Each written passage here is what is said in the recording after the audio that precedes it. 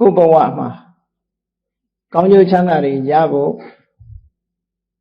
ဆင်းရဲဒုက္ခတွေကလွတ်မြောက်ဖို့လို့နေ့စဉ်မှာဘာလုပ်သင့်တယ်လဲဘာလုပ်ရမလဲလို့ကောင်းကျိုးချမ်းသာလိုလားတဲ့ပုဂ္ဂိုလ်တိုင်းစဉ်းစားမိကြမှာပဲတွေးတောမိကြမှာပဲတခြားဘာသာဝင်တွေနဲ့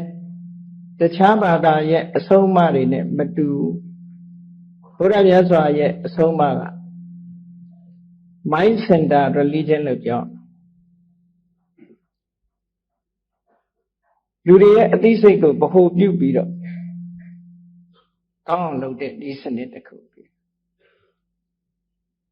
ဘုရားဘာသာလွဲလို့ကျန်တဲ့ဘာသာဝင်တွေရဲ့အဆုံးအမကတော့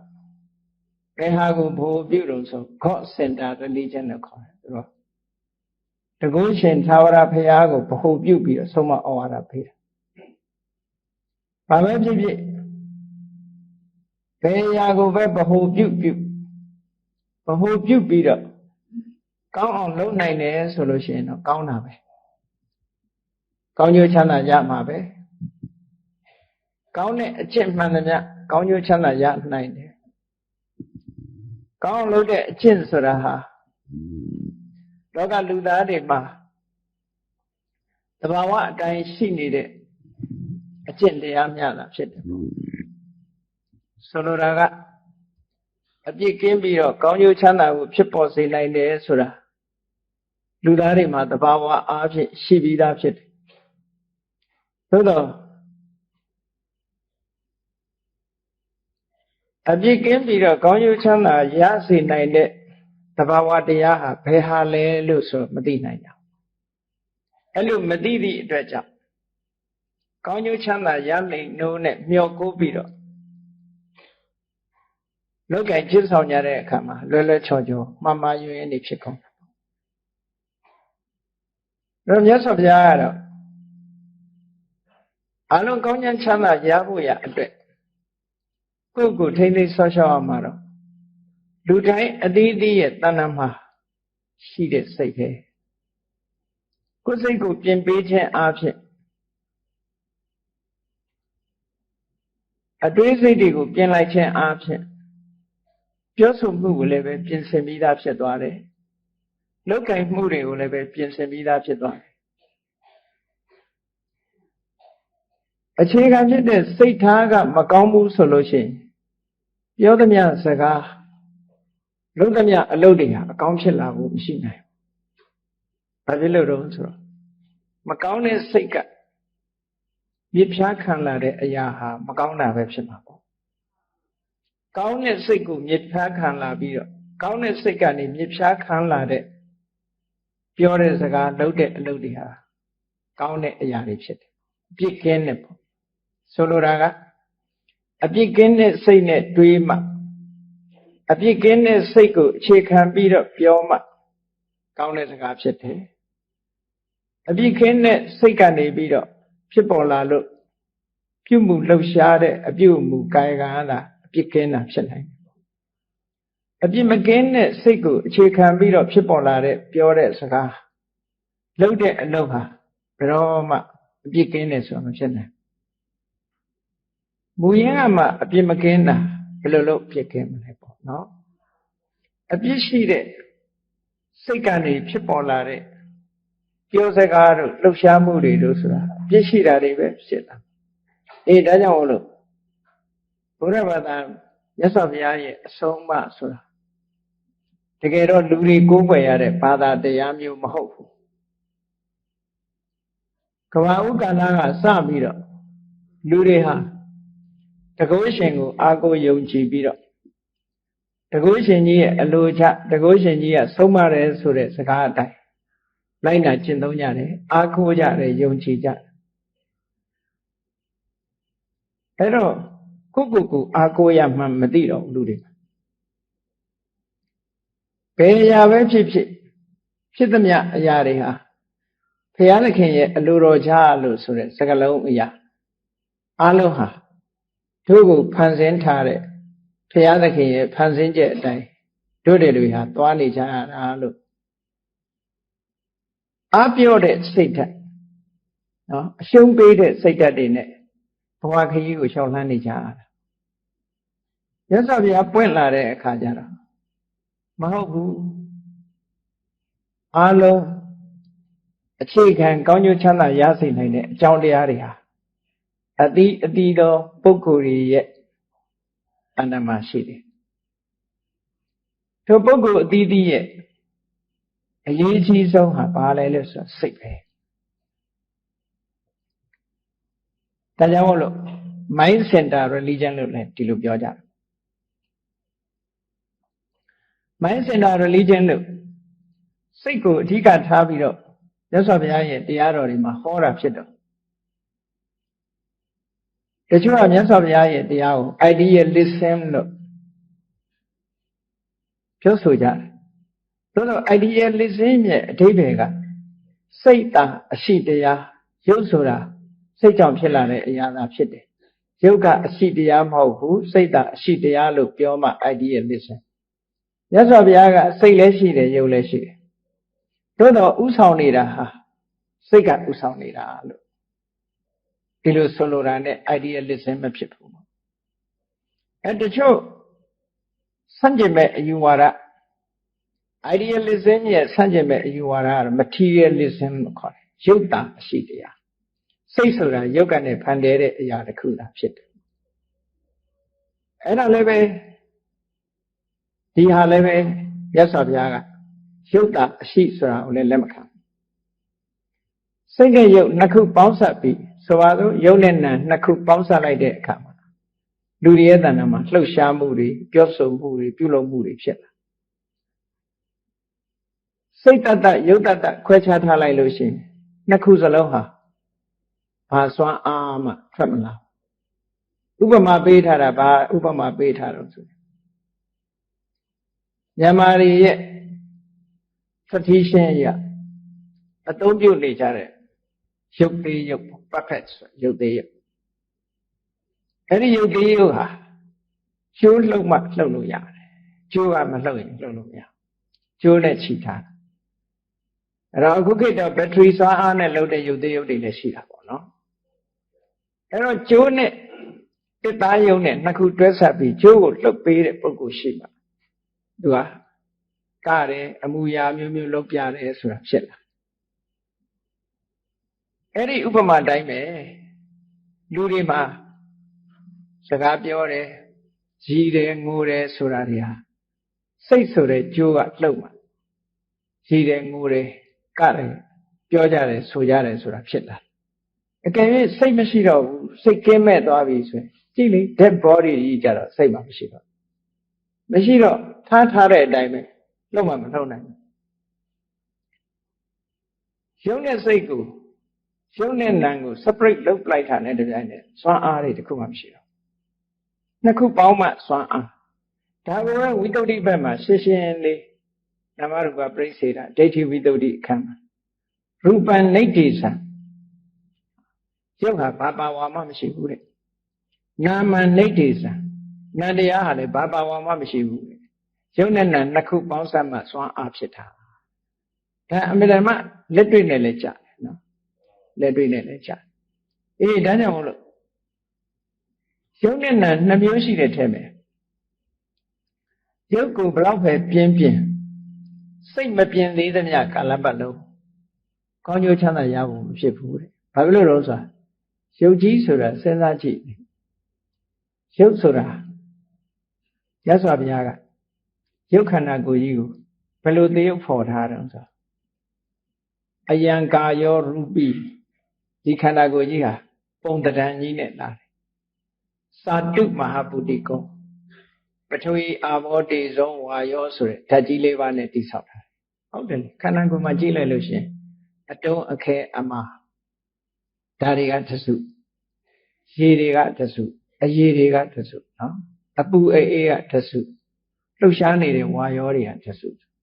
ခန္ဓာကိုယ်ထဲမှာထုတ်ကြည့်လိုက်လို့ရှင်ဒါပဂရိတာမန်နဲ့ပဲခြိအောင်တော့ပထဝီအာဘောတေဇောဆိုတဲ့ပထဝီအာဘောတေဇောဝါယောဆိုတဲ့ဓာတ်ကြီး၄ပါးနဲ့အခြေခံပြီးတော့တိဆောက်ထားတာတဲ့ခန္ဓာကိုယ်ကြီး မာတာပိဋိကတံမောမိဘနှစ်ပါးရဲ့ span နဲ့ oban ဒီနှစ်ခုပေါင်းစပ်ပြီးတော့သတိတည်ရတာ span နဲ့ oban အဲ့ဒီနှစ်ခုပေါင်းစပ်ပြီးတော့သတိတည်တာမာတာပိဋိကတံမောလို့မြတ်စွာဘုရားအမေဟာနဲ့အဖေဟာဒီလိုဆိုလိုတာပေါ့မာတာပိဋိကအမေပစ္စည်းအဖေပစ္စည်းနှစ်ခုပေါင်းစပ်ထားမှအဲ့ဒီထဲမှာသတိတည်လို့ရတယ်လို့ဒီလိုဆိုတာဒါလည်းတွေ့လေဒီတိုင်းပဲလေအဲ့ဒါကိုမြတ်စွာဘုရားဟောတာမာတာပိဋိကတံမောဩဒနကုံမတုပစယောမွေးလာပြီးတဲ့နောက်မှလည်းပဲကြည့်သမင်းမုံကအစာအာဟာရတွေစားပြီးတော့ကြီးထွားလာတာသူ့ကြီးမကြီးဘူးမိခင်ဝမ်းကနေမွေးဖွားလာတဲ့အချိန်လေးတွေမှာသေးသေးလေးစားရင်နဲ့ကြီးလာတာအဲ့တော့ယုတ်ခန္ဓာကိုယ်ကြီးဟာဒါယုတ်ခန္ဓာကိုယ်ကြီးကိုလူတိုင်းသိတာအောင်လို့မြတ်စွာဘုရားကဒါရှင်းပြောတာနော်အဲ့ဒါလို့ကြီးထွားလာတဲ့ခန္ဓာကိုယ်ကြီးဟာဒီတိုင်းပဲတည်တည်ငြိမ်ငြိမ်ကြီးနဲ့ဝိလာတော်ကအခြေအနေတိုင်းမြဲနေလားဆိုမမြဲဘူးတဲ့အနိစ္စဖြစ်လာတာလေးတွေကပျောက်နေတာဟုတ်တာပေါ့လူရဲ့ခန္ဓာကိုယ်ထဲမှာဆရာဝန်တွေဆိုရင်ပြောကြတယ်လေဆဲလေးတွေကပေါ်လာလိုက်ပျောက်သွားလိုက်ပေါ်လာလိုက်ပျောက်သွားလိုက်သူ့အချိန်တိုင်းလေးမှာလူရဲ့ခန္ဓာကိုယ်မှာရှိတဲ့ရုပ်ကလေးတွေဟာဖြစ်ပြီးသေသွားတာနံတရားတွေလည်းဒီတိုင်းပဲဖြစ်လာပြီးပြတ်သွားတာနောက်ဆုံးမှာကိုရှူတဲ့လေလေးပဲကြည့်အောင်လေဝင်လေထွက်လေစားဒီလေကြီးပဲထရှူနေတာမဟုတ်ဘူးနော်ဖြစ်ပြီးပြတ်နေတဲ့သဘောတွေကိုဖော်ပြအနိစ္စမမြဲတဲ့ဒီရုပ်ခန္ဓာကိုယ်ကြီးတဲ့မမြဲရုံနဲ့မကဘူးဘာလို့ကြရတော့ဆိုဒါကရုပ်ခန္ဓာကိုယ်ကြီးပေါ်မှာလူတွေနေ့စဉ်နဲ့လုံနေကြတာဘာလို့ကြတော့ဆိုဥစ္စာဒနာအနတ်အသက်မကောင်းတဲ့အတွက်ကြောင့်နေ့စဉ်နဲ့အများလိမ့်ကြံပြီးတော့ပေးနေကြဒါလည်းဟုတ်တာပဲနော်နေ့စဉ်နဲ့အများရေမိုးချိုးပြီးတခုလိမ့်ကြံမလိမ့်ရင်သူ့အနံ့ဆိုးတယ်လေသူ့အနံ့ကဆိုးတယ်ဒါကြောင့်မလို့ခန္ဓာကိုယ်ကြီးဟာမတင့်တယ်ဘူးလို့မြတ်စွာဘုရားဟောတာဘဘာဝအပြင်တင့်တယ်တဲ့အရာမဟုတ်ဘူးမတင့်တယ်လို့အမြဲတမ်းတန်ရှင်းအောင်လုပ်ပြီးတော့အနံ့အသက်တွေကိုပြင်ပကလာတဲ့အမွှေးကြိုင်တွေနဲ့ဖုံးလွှမ်းပြီးတော့ပေးနေကြရတယ်ပြင်ပကသာအနံ့မရှိဘူးဆိုလို့ရှိရင်ခန္ဓာကိုယ်ရဲ့အနံ့တိုင်းများထားမယ်ဆိုရင်ဘယ်လိုနေမလို့တိရစ္ဆာန်ယုံထဲမှာသွားကြည့်မယ်ဆိုလို့ရှိရင်တိရစ္ဆာန်တွေရေမိုးမချိုးဘူးဆိုရင်နော်တိရစ္ဆာန်ယုံထဲအကောင်လောင်တွေသွားကြည့်နှာခေါင်းပိတ်ကြည့်ရလူတွေလည်းဒီတိုင်းပဲရေမိုးချိုးဖီးလိမ့်ပြင်ဆင်ထားတာမဟုတ်ဘူးဆိုလို့ရှိရင်အနံ့အဆိုးနေမှာပဲဒါကြောင့်မလို့လူနတ်ကိုနတ်တွေကယူဇနာတရားလောက်ကစပြီးတော့လူရဲ့အနံ့ရလာလို့လူပြေကိုမလာကြဘူးတဲ့အဲ့တော့လူတွေဝင်ပူးတဲ့နတ်ကတော့လူတွေနဲ့နေတဲ့နတ်အနံ့ကရင်းနေတာအဲ့ဒါနှာခေါင်းနဲ့ဟိုကောင်းကင်ကနတ်တွေကတော့မလာဘူးသိချာအဲ့ဒါမှလူနတ်နေနည်းနည်းလေးရောပါသွားတဲ့သကောင်ရံကြမှာလားလူတွေအိပ်ပြီးဆိုတဲ့အခါကျတော့နည်းနည်းအနံ့အသက်လေးတွေကလှုပ်ရှားမှုမရှိတဲ့အခါနည်းနည်းငြိမ့်လာအဲ့ဒီအချိန်တော့မှဘုရားရှိလို့ဘုရားနဲ့တွေ့ကျင်လို့မြတ်စွာဘုရားစီကတရားနာကျင်လို့အဆုံးမခံကျင်လို့ဆင်းလာကြနတ်တွေပြမတွေတခြားအချိန်မှာဆိုမလာဘူးသူတို့ဘာဖြစ်လို့လူရဲ့အနံ့နံလို့တဲ့အဲ့ဒါတော့ဒါကိုဖော်ပြတာဥစ္စာဒနာတခုနဲ့လိမ့်ကြံပြီးတော့ထားပရိမတ္ထနာ massage လုပ်ပေးရတယ်နှိပ်ပေးရတယ်နေပေးရတယ်ကလေးလေးတွေရွယ်လေးကစပြီးတော့နော်နှိပ်နေပေးရတာမျိုးလုပ်လာရုပ်ခန္ဓာကိုယ်ကြီးရဲ့သဘာဝအဲ့ဒါ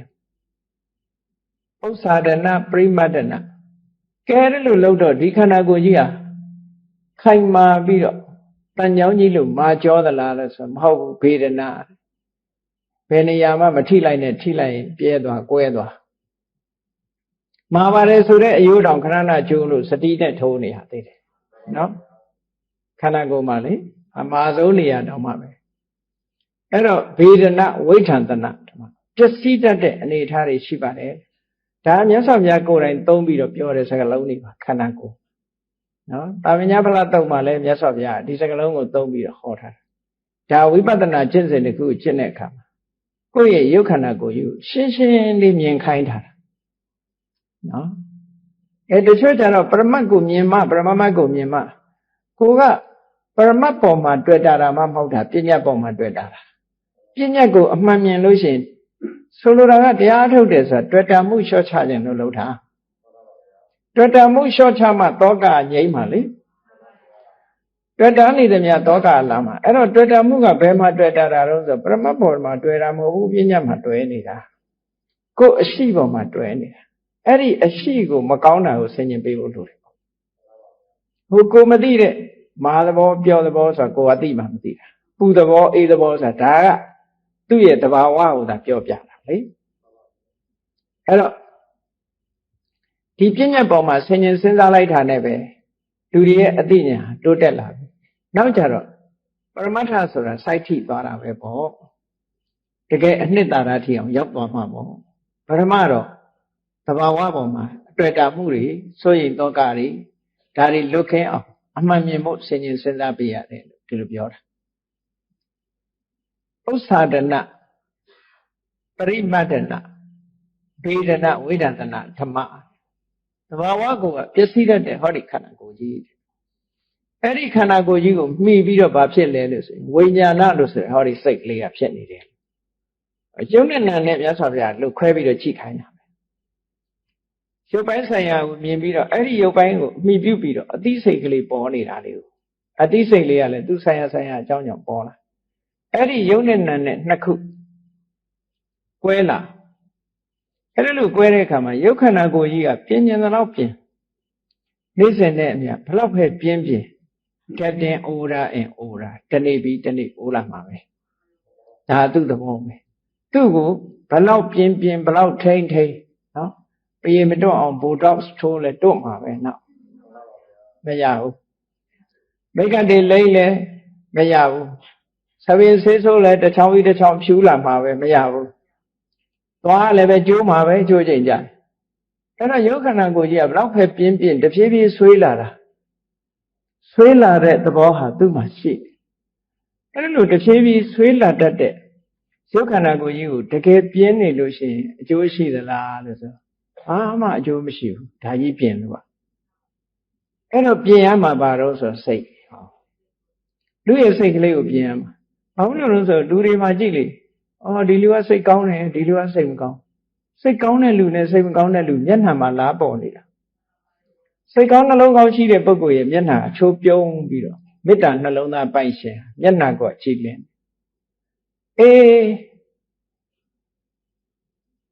ဒေါသကြီးတဲ့ပုဂ္ဂိုလ်ရဲ့မျက်နှာဆိုလို့ရှိရင်စုပုတ်နေတာဘယ်သူမှအဖက်မလုပ်သလိုပုံစံမျိုးကြီးဖြစ်နေဘာလို့လဲဆိုစိတ်ကိုဖြစ်စိတ်ဖြစ်တော့မျက်နှာမှာလားပေါ်နေတာ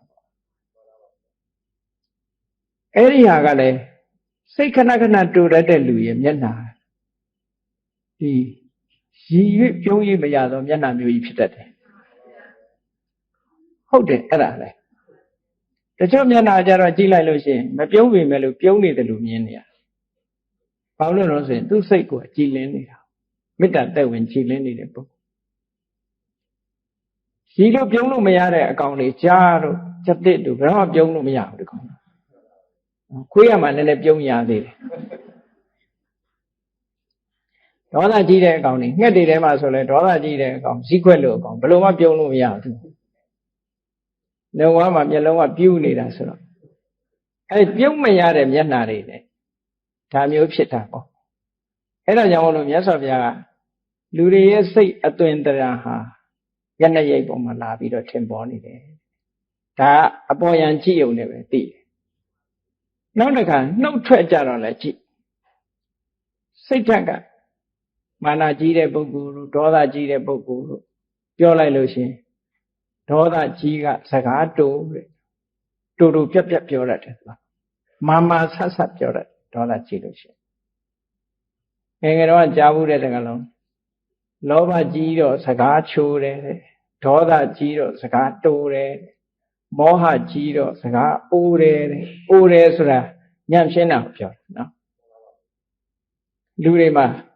လောဘစိတ်ရှိနေတဲ့အခါမလေးစကားချိုးတယ်ဒါမှရမှာဟုတ်သူက မေတ္တာနဲ့ချိုးတာမဟုတ်ဘူးလောဘနဲ့ချိုးတာဒေါသကြီးတဲ့ပုဂ္ဂိုလ်ကြတော့စကားမာဆက်နဲ့တို့တောင်းပြောတတ်တယ်စိတ်တူတယ်မောဟကြီးတဲ့ပုဂ္ဂိုလ်ကြတော့အစင်မပြေဘူးစကားအိုးတယ်ဆိုတာအစင်မပြေဘူးသူစကားအချိုးရှင်းတော့မညီဘူးအဲ့လိုဖြစ်တယ်လို့ဒီလိုဆိုတာအဲ့တော့လူရဲ့စိတ်ဟာ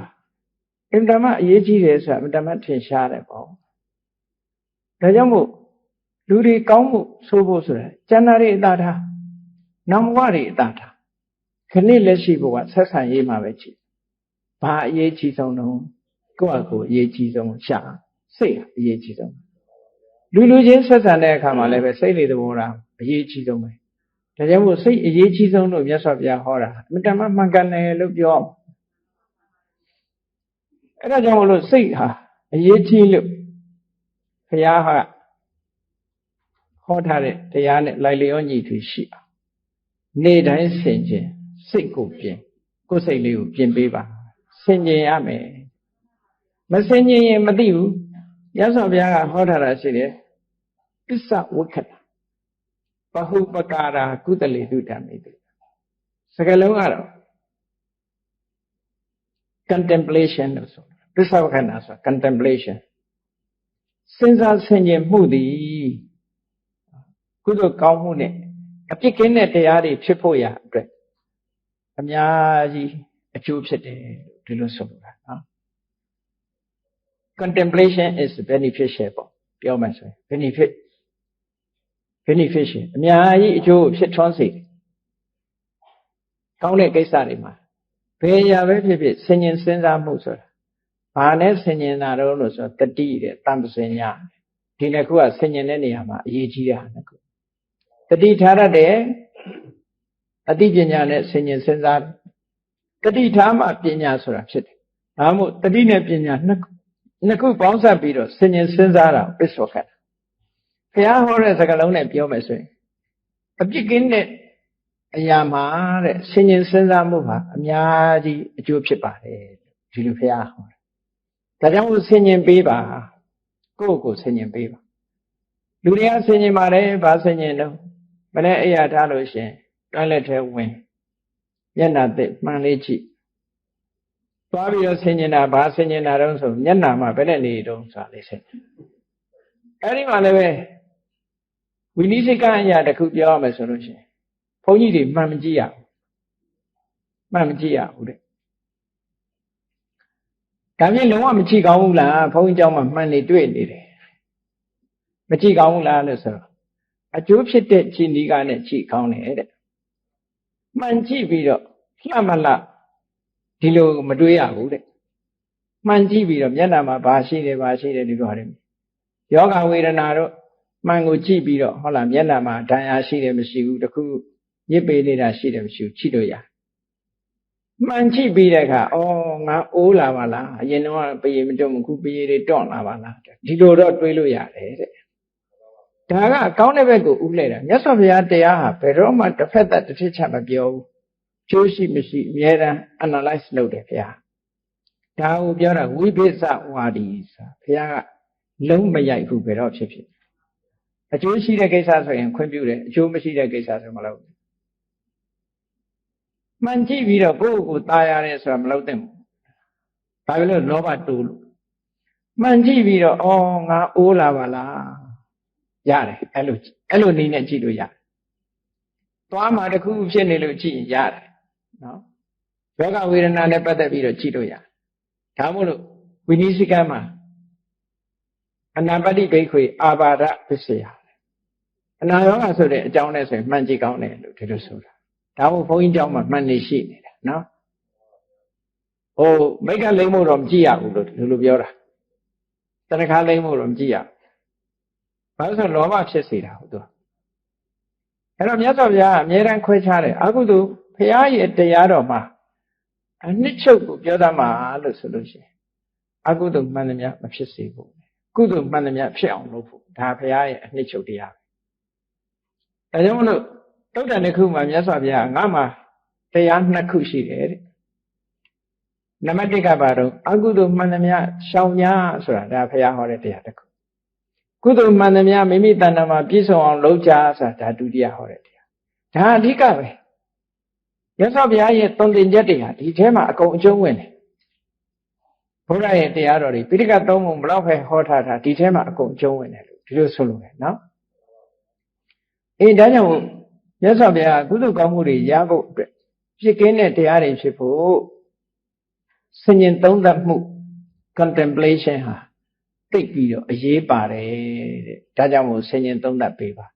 ဘာကိုဆင်ញင်သုံးသပ်ပေးရမှာတော့ဆိုကုသိုလ်ကိုယ်စိတ်ကိုဆင်ញင်သုံးသပ်ပေးပါကဲမြတ်စွာဘုရားဟောတဲ့သုတ်တန်တွေထဲမှာသစိတ်တဆိုတဲ့သုတ်ရှိတယ်အင်္ဂုတ္တရနိကေမှာပါသစိတ်တဆိုတဲ့အဓိပ္ပာယ်ကဘာတော့ကိုယ်စိတ်သစိတ်တဆိုတဲ့စကားလုံးလေးကိုဘာသာပြန်လို့ရှိရင်ကိုယ်စိတ်လူတိုင်းဟာကိုယ်စိတ်ကိုဆင်ញင်ရမယ်အဲ့ဒီမှာမြတ်စွာဘုရားရဲ့မူရင်းစကားလုံးလေးတစ်ခုပြောမယ်ပါဠိလိုမြတ်စွာဘုရားဟောထားတာဆိုအဲ့တော့ပါဠိလေးနဲ့အရင်ပြောမယ်ဆိုလို့ရှိရင်ပါဠိကလည်းမခက်ပါဘူးနောစေဘိက္ခဝေပရစိတ်တပရိယာယကုသလောဟောတိအထသစိတ်တပရိယာယကုသလောဘဝိတာမိတိဧဝံဟိဟောဘိက္ခဝေသိခိတ္တဗံဒါမြတ်စွာဘုရားကတိုက်တွန်းချက်စကားလေးတစ်ခုယဟန်တို့ဒီတိုင်းလိုက်နာကြတဲ့နော်ဘယ်လိုလိုက်နာရမှာလဲဆိုရင်မင်းတို့သူများစိတ်နဲ့ပတ်သက်ပြီးတော့မကျွမ်းကျင်မလိမ္မာဘူးဆိုရင်ရှိပါစေဆိုလိုတာကသူများစိတ်ကိုမသိချင်နေပါစေထားလိုက်ပါဘယ်လူကတော့စိတ်ပုတ်တယ်ဘယ်လူကတော့စိတ်ယုတ်တယ်မလုပ်နဲ့သူများစိတ်မသိချင်တယ်နော်သူများစိတ်မသိချင်နေပါစေတဲ့ကိုယ်စိတ်လေးတော့ကိုသိအောင်လုပ်မယ်လို့ကြိုးစားကြပါလို့မြတ်စွာဘုရားဒီလိုတိုက်တွန်းတာဒါကိုပြောတာနေ့တိုင်းဆင်ခြင်စိတ်ကိုပြင်ဆိုတာကိုယ့်ကိုဆင်ခြင်ခိုင်းတာမြတ်စွာဘုရားသူများစိတ်မသိချင်နေပါစေတဲ့သစိတ်တပရိယာယကုသလကိုယ်စိတ်ဘာတွေဖြစ်နေတယ်ဆိုတာနဲ့ပတ်သက်တော့လိမ္မာကျွမ်းကျင်အောင်လုပ်ကြပါဒါဟာမြတ်စွာဘုရားရဲ့တရားတော်တွေဟာ mind center religion mind center teaching လို့ခေါ် mind center teaching စိတ်ကိုဗဟုပြုပြီးတော့ဆုံးမဩဝါဒပေးတာအဲ့တော့အပြင်မကိုအားကိုးရမှာမဟုတ်ဘူးအပြင်မကိုမျောနေเสียရလည်းမလို့လောကလူတွေကအတွင်းအားတွေပေါ်မှာမေ့ထားပြီးတော့အပြင်အားတွေပဲမျောနေကြတာများတယ်ပေါ့အပြင်ကိုပဲအားကိုးကြတာများတယ်ဒါကြောင့်မို့ကိုယ့်ကိုအားကိုးရမယ်ဆိုတာမြတ်စွာဘုရားအတွင်းနဲ့ဟောတာနော်ကိုယ့်ကိုအားကိုးတယ်ဆိုတာကိုယ်မှာဘာတွေလုပ်เสียရှိတယ်လဲကိုလုပ်ရမယ့်ဟာကိုနဲ့အဓိက internal external နှစ်ခု external ဆိုတာကိုယ့်ကိုအကျိုးမဖြစ်ဘူးအကျိုးမသက်ရောက်ဘူးဒီလိုဆိုလိုတာမဟုတ်ဘူး external ကလည်းကိုယ်ဥပမာယာတိဥရုကလည်းကိုယ့်ပေါ်မှာအကျိုးသက်ရောက်မှုမရှိဘူးမဟုတ်ရှိပြင်ဘက်ကစားရမယ့်အစာအာဟာရတွေကလည်းကိုယ့်ကိုအကျိုးမသက်ရောက်ဘူးလို့ဒီလိုပြောတာမဟုတ်အဲ့ဒီအကျိုးသက်ရောက်မှုတွေတဲ့အစပေါင်းများစွာအရေးကြီးတဲ့အကျိုးသက်ရောက်မှုကတော့ internal ပဲကိုယ်အတွင်းကပို့ပြီးတော့အရေးကြီးတယ်ဒီလိုဆိုလိုတာနော်အဲ့တော့ကိုယ်အတွင်းဆိုတာကိုယ့်ရဲ့စိတ်ကလေးဒါမို့ဘုရားရဲ့အဆုံးအမဩဝါဒယဟန်တို့သူများစိတ်နဲ့ပတ်သက်ပြီးတော့မကျွမ်းကျင်နေပါစေသူများစိတ်ဖြစ်တာတွေနဲ့ပတ်သက်ပြီးမသိကျင်နေပါစေကိုယ်စိတ်လေးနဲ့ပတ်သက်ပြီးတော့ကိုယ်စိတ်မှာဘာတွေဖြစ်နေတယ်ဆိုတာတော့သိအောင်လုပ်ကြဒါဒီတစိတ်တတုတ်ရဲ့အနှစ်ချုပ်ဆုံးမတာဒီစကားလေးနဲ့ဆုံးမတယ်ပြီးတော့မြတ်စွာဘုရားကရှင်းပြတယ်ကိုယ်စိတ်လေးနဲ့ပတ်သက်လာတဲ့အခါဆင်ញင်သုံးသပ်ကြည့်ပါတဲ့ဆင်ញင်သုံးသပ်မှုဟာအမှန်တမ်းအရေးပါပါတယ်ဆိုတာကိုထင်ရှားအောင်ဥပမာပေးတယ်လူငယ်လူရွယ်တွေဟာတဲ့မှန်ကြည့်ပြီးတော့မျက်နှာမှာမှဲ့ရှိသလားအမာရွရှိသလားလို့ကိုယ်မျက်နှာကိုကိုကြည့်ပြီးတော့စစ်ဆေးကြတယ်လို့ကိုယ်စိတ်လေးကိုလည်းပဲဆင်ញင်သုံးသပ်ကြည့်ပါဒီလိုပြောတာနော်ကိုတချို့များမျက်နှာနဲ့ကြည့်တာမဟုတ်ဘူးအဝတ်ကလေးဝတ်ပြီးရင်ကိုလုံးပေါ်မှန်ကြီးနဲ့ဟိုဘက်ဆောင်းကြည့်လိုက်ဒီဘက်ဆောင်းကြည့်လိုက်ရှိသေးတယ်နော်နောက်ကနေလှည့်ကြည့်လိုက်ရှေ့ကကြည့်လိုက်နောက်ကကြည့်လိုက်ကြည့်လို့ကောင်းရလားပေါ့အဲ့လိုလုံးထားတွေတွေ့ဘူးတာပဲနော်မျိုးစုံပဲ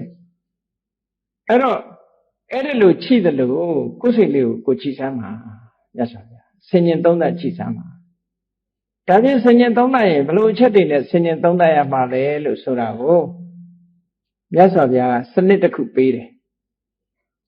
ဆင်ញင်သုံးသပ်ကြည့်ဖို့ရအတွက်အချက်10မျိုးဒီသုတ္တံမှာဟောပေးထားတယ်အချက်10မျိုးอ่ะဒီ positive နဲ့ negative နှစ်ခုထားတော့ဟိုအလုံး30ဖြစ်သွားတာပေါ့နော်အဲ့ဒီ10မျိုးอ่ะနံပါတ်1ဆင်ញင်စဉ်းစားရမှာပါတော့ဆိုရင်ငါစိတ်ထဲမှာတဲ့လောဘတွေတိတ်ကြီးနေသလားသို့မဟုတ်လောဘတွေတိတ်မကြီးဘူးလားလိုချင်လောဘတွေတွေ့တာမှုတွေတိတ်များသလားလောဘဆိုတဲ့သဘောကမရသေးရင်လိုချင်တယ်ရပြီးလို့ရှိရင်ဆုတ်ကင်ထားခြင်းဒါလောဘရဲ့သဘောတွေ့တာတယ်မမောတယ်ရချင်တယ်နောက်ဆုံးမှရချင်တာကိုမထိန်နိုင်ဘူးဆိုရင်ကိုယ်ပစ္စည်းတွေမကောက်သူများပစ္စည်းပါရချင်တယ်ဖြစ်လာရချင်မှုတွေအဲ့လိုရချင်မှုသိမ့်ပိုက်လို့မှုတွေ့တာထားမှုမခွဲခွာနိုင်မှုမမောမှုအဲ့ဒီလောဘတွေဟာငါစိတ်ထဲမှာများနေသလားသို့မဟုတ်မများဘူးလားဆိုတာတနေ့တာမှာနေထိုင်တဲ့အခါလောဘတွေဘယ်နှချိန်ဖြစ်တယ်လဲလိုချင်တဲ့စိတ်တွေဘလောက်ငါ့ကိုလွှမ်းမိုးနေတယ်လဲအချိန်ပေါင်းဘလောက်ဖြစ်တယ်လဲဆိုတာကိုယ့်ကိုမပြတ်ဆင်ញင်ပေးပါတဲ့ဒါဆင်ញင်ပေးရမယ့်အချက်တစ်ခုပဲအဲ့တော့ကိုယ့်အကိုလောဘဖြစ်တယ်မဖြစ်ဘူးဆိုတာလည်းသိဖို့လိုသေးတာနော်လောဘဆိုတာဟာအပြစ်မကင်းတဲ့လောဘလို့ပြောကျင်လို့တော့ပြောလို့ရတာပေါ့ဥပမာမဲ့ကိုယ်ပစ္စည်းကိုကိုယ်တွေ့တာဘာအပြစ်ရှိဘာအပြစ်မှမရှိကိုယ်မိသားစုကိုယ်တွေ့တာဘာအပြစ်ရှိဘာအပြစ်မှမရှိဘူးလို့ဒီလောကရဲ့ထုံတန်းဆင်လာဥပဒေအရအပြစ်မရှိဘူးလို့ပြောရတယ်သို့တော့ဓမ္မဘက်ကကြည့်ရင်ပြစ်ကရှိတယ်ဘယ်လိုပြစ်ရှိတော့ဆိုတွေ့တာမှုရဲ့နောက်မှာတောကလိုက်တယ်တောကကိုထုတ်လုပ်နေသည့်အတွက်ကြောင့်သူဟာအကောင်းမဟုတ်ဘူးလောဘဆိုတဲ့တွေ့တာမှုသည်တောကကိုဖြစ်ပေါ်စေတယ်ဟုတ်တယ်လေချစ်တယ်ခင်တယ်ဆိုတာအားချစ်ချစ်သမီးချစ်ချစ်ပစ္စည်းချစ်ချစ်ဘယ်ဟာချစ်ချစ်ချစ်တဲ့အပေါ်မှာတောကဖြစ်တာပြီးရတော့ဆာရတော့ကောအဲ့တော့သူကထုတ်လုပ်တာအကောင်းမှမဟုတ်တာအကောင်းမထုတ်လို့သူ့ကိုပြစ်ရှိတယ်လို့ပြောတာဟိုလိုလောကပြစ်ရှိတာကိုပြောတာမဟုတ်ဘူးနောက်ဆုံးမှာပစ္စည်းကိုတွေ့တာပဲဖြစ်စေလူကိုတွေ့တာပဲဖြစ်စေတွေ့တာမှုကိုအကြောင်းပြုပြီးတော့ဘဝတစ်ခုအဆုံးသတ်တဲ့အခါမှာအဲ့ဒီတွေ့တာမှုကြောင့်ကိုယ့်ဘဝနှိမ့်ချသွားကြည်ရဟန်းတော်တစ်ပါးအလုံးကြားဘူးနေကြတဲ့ဇာလမ်းမှာ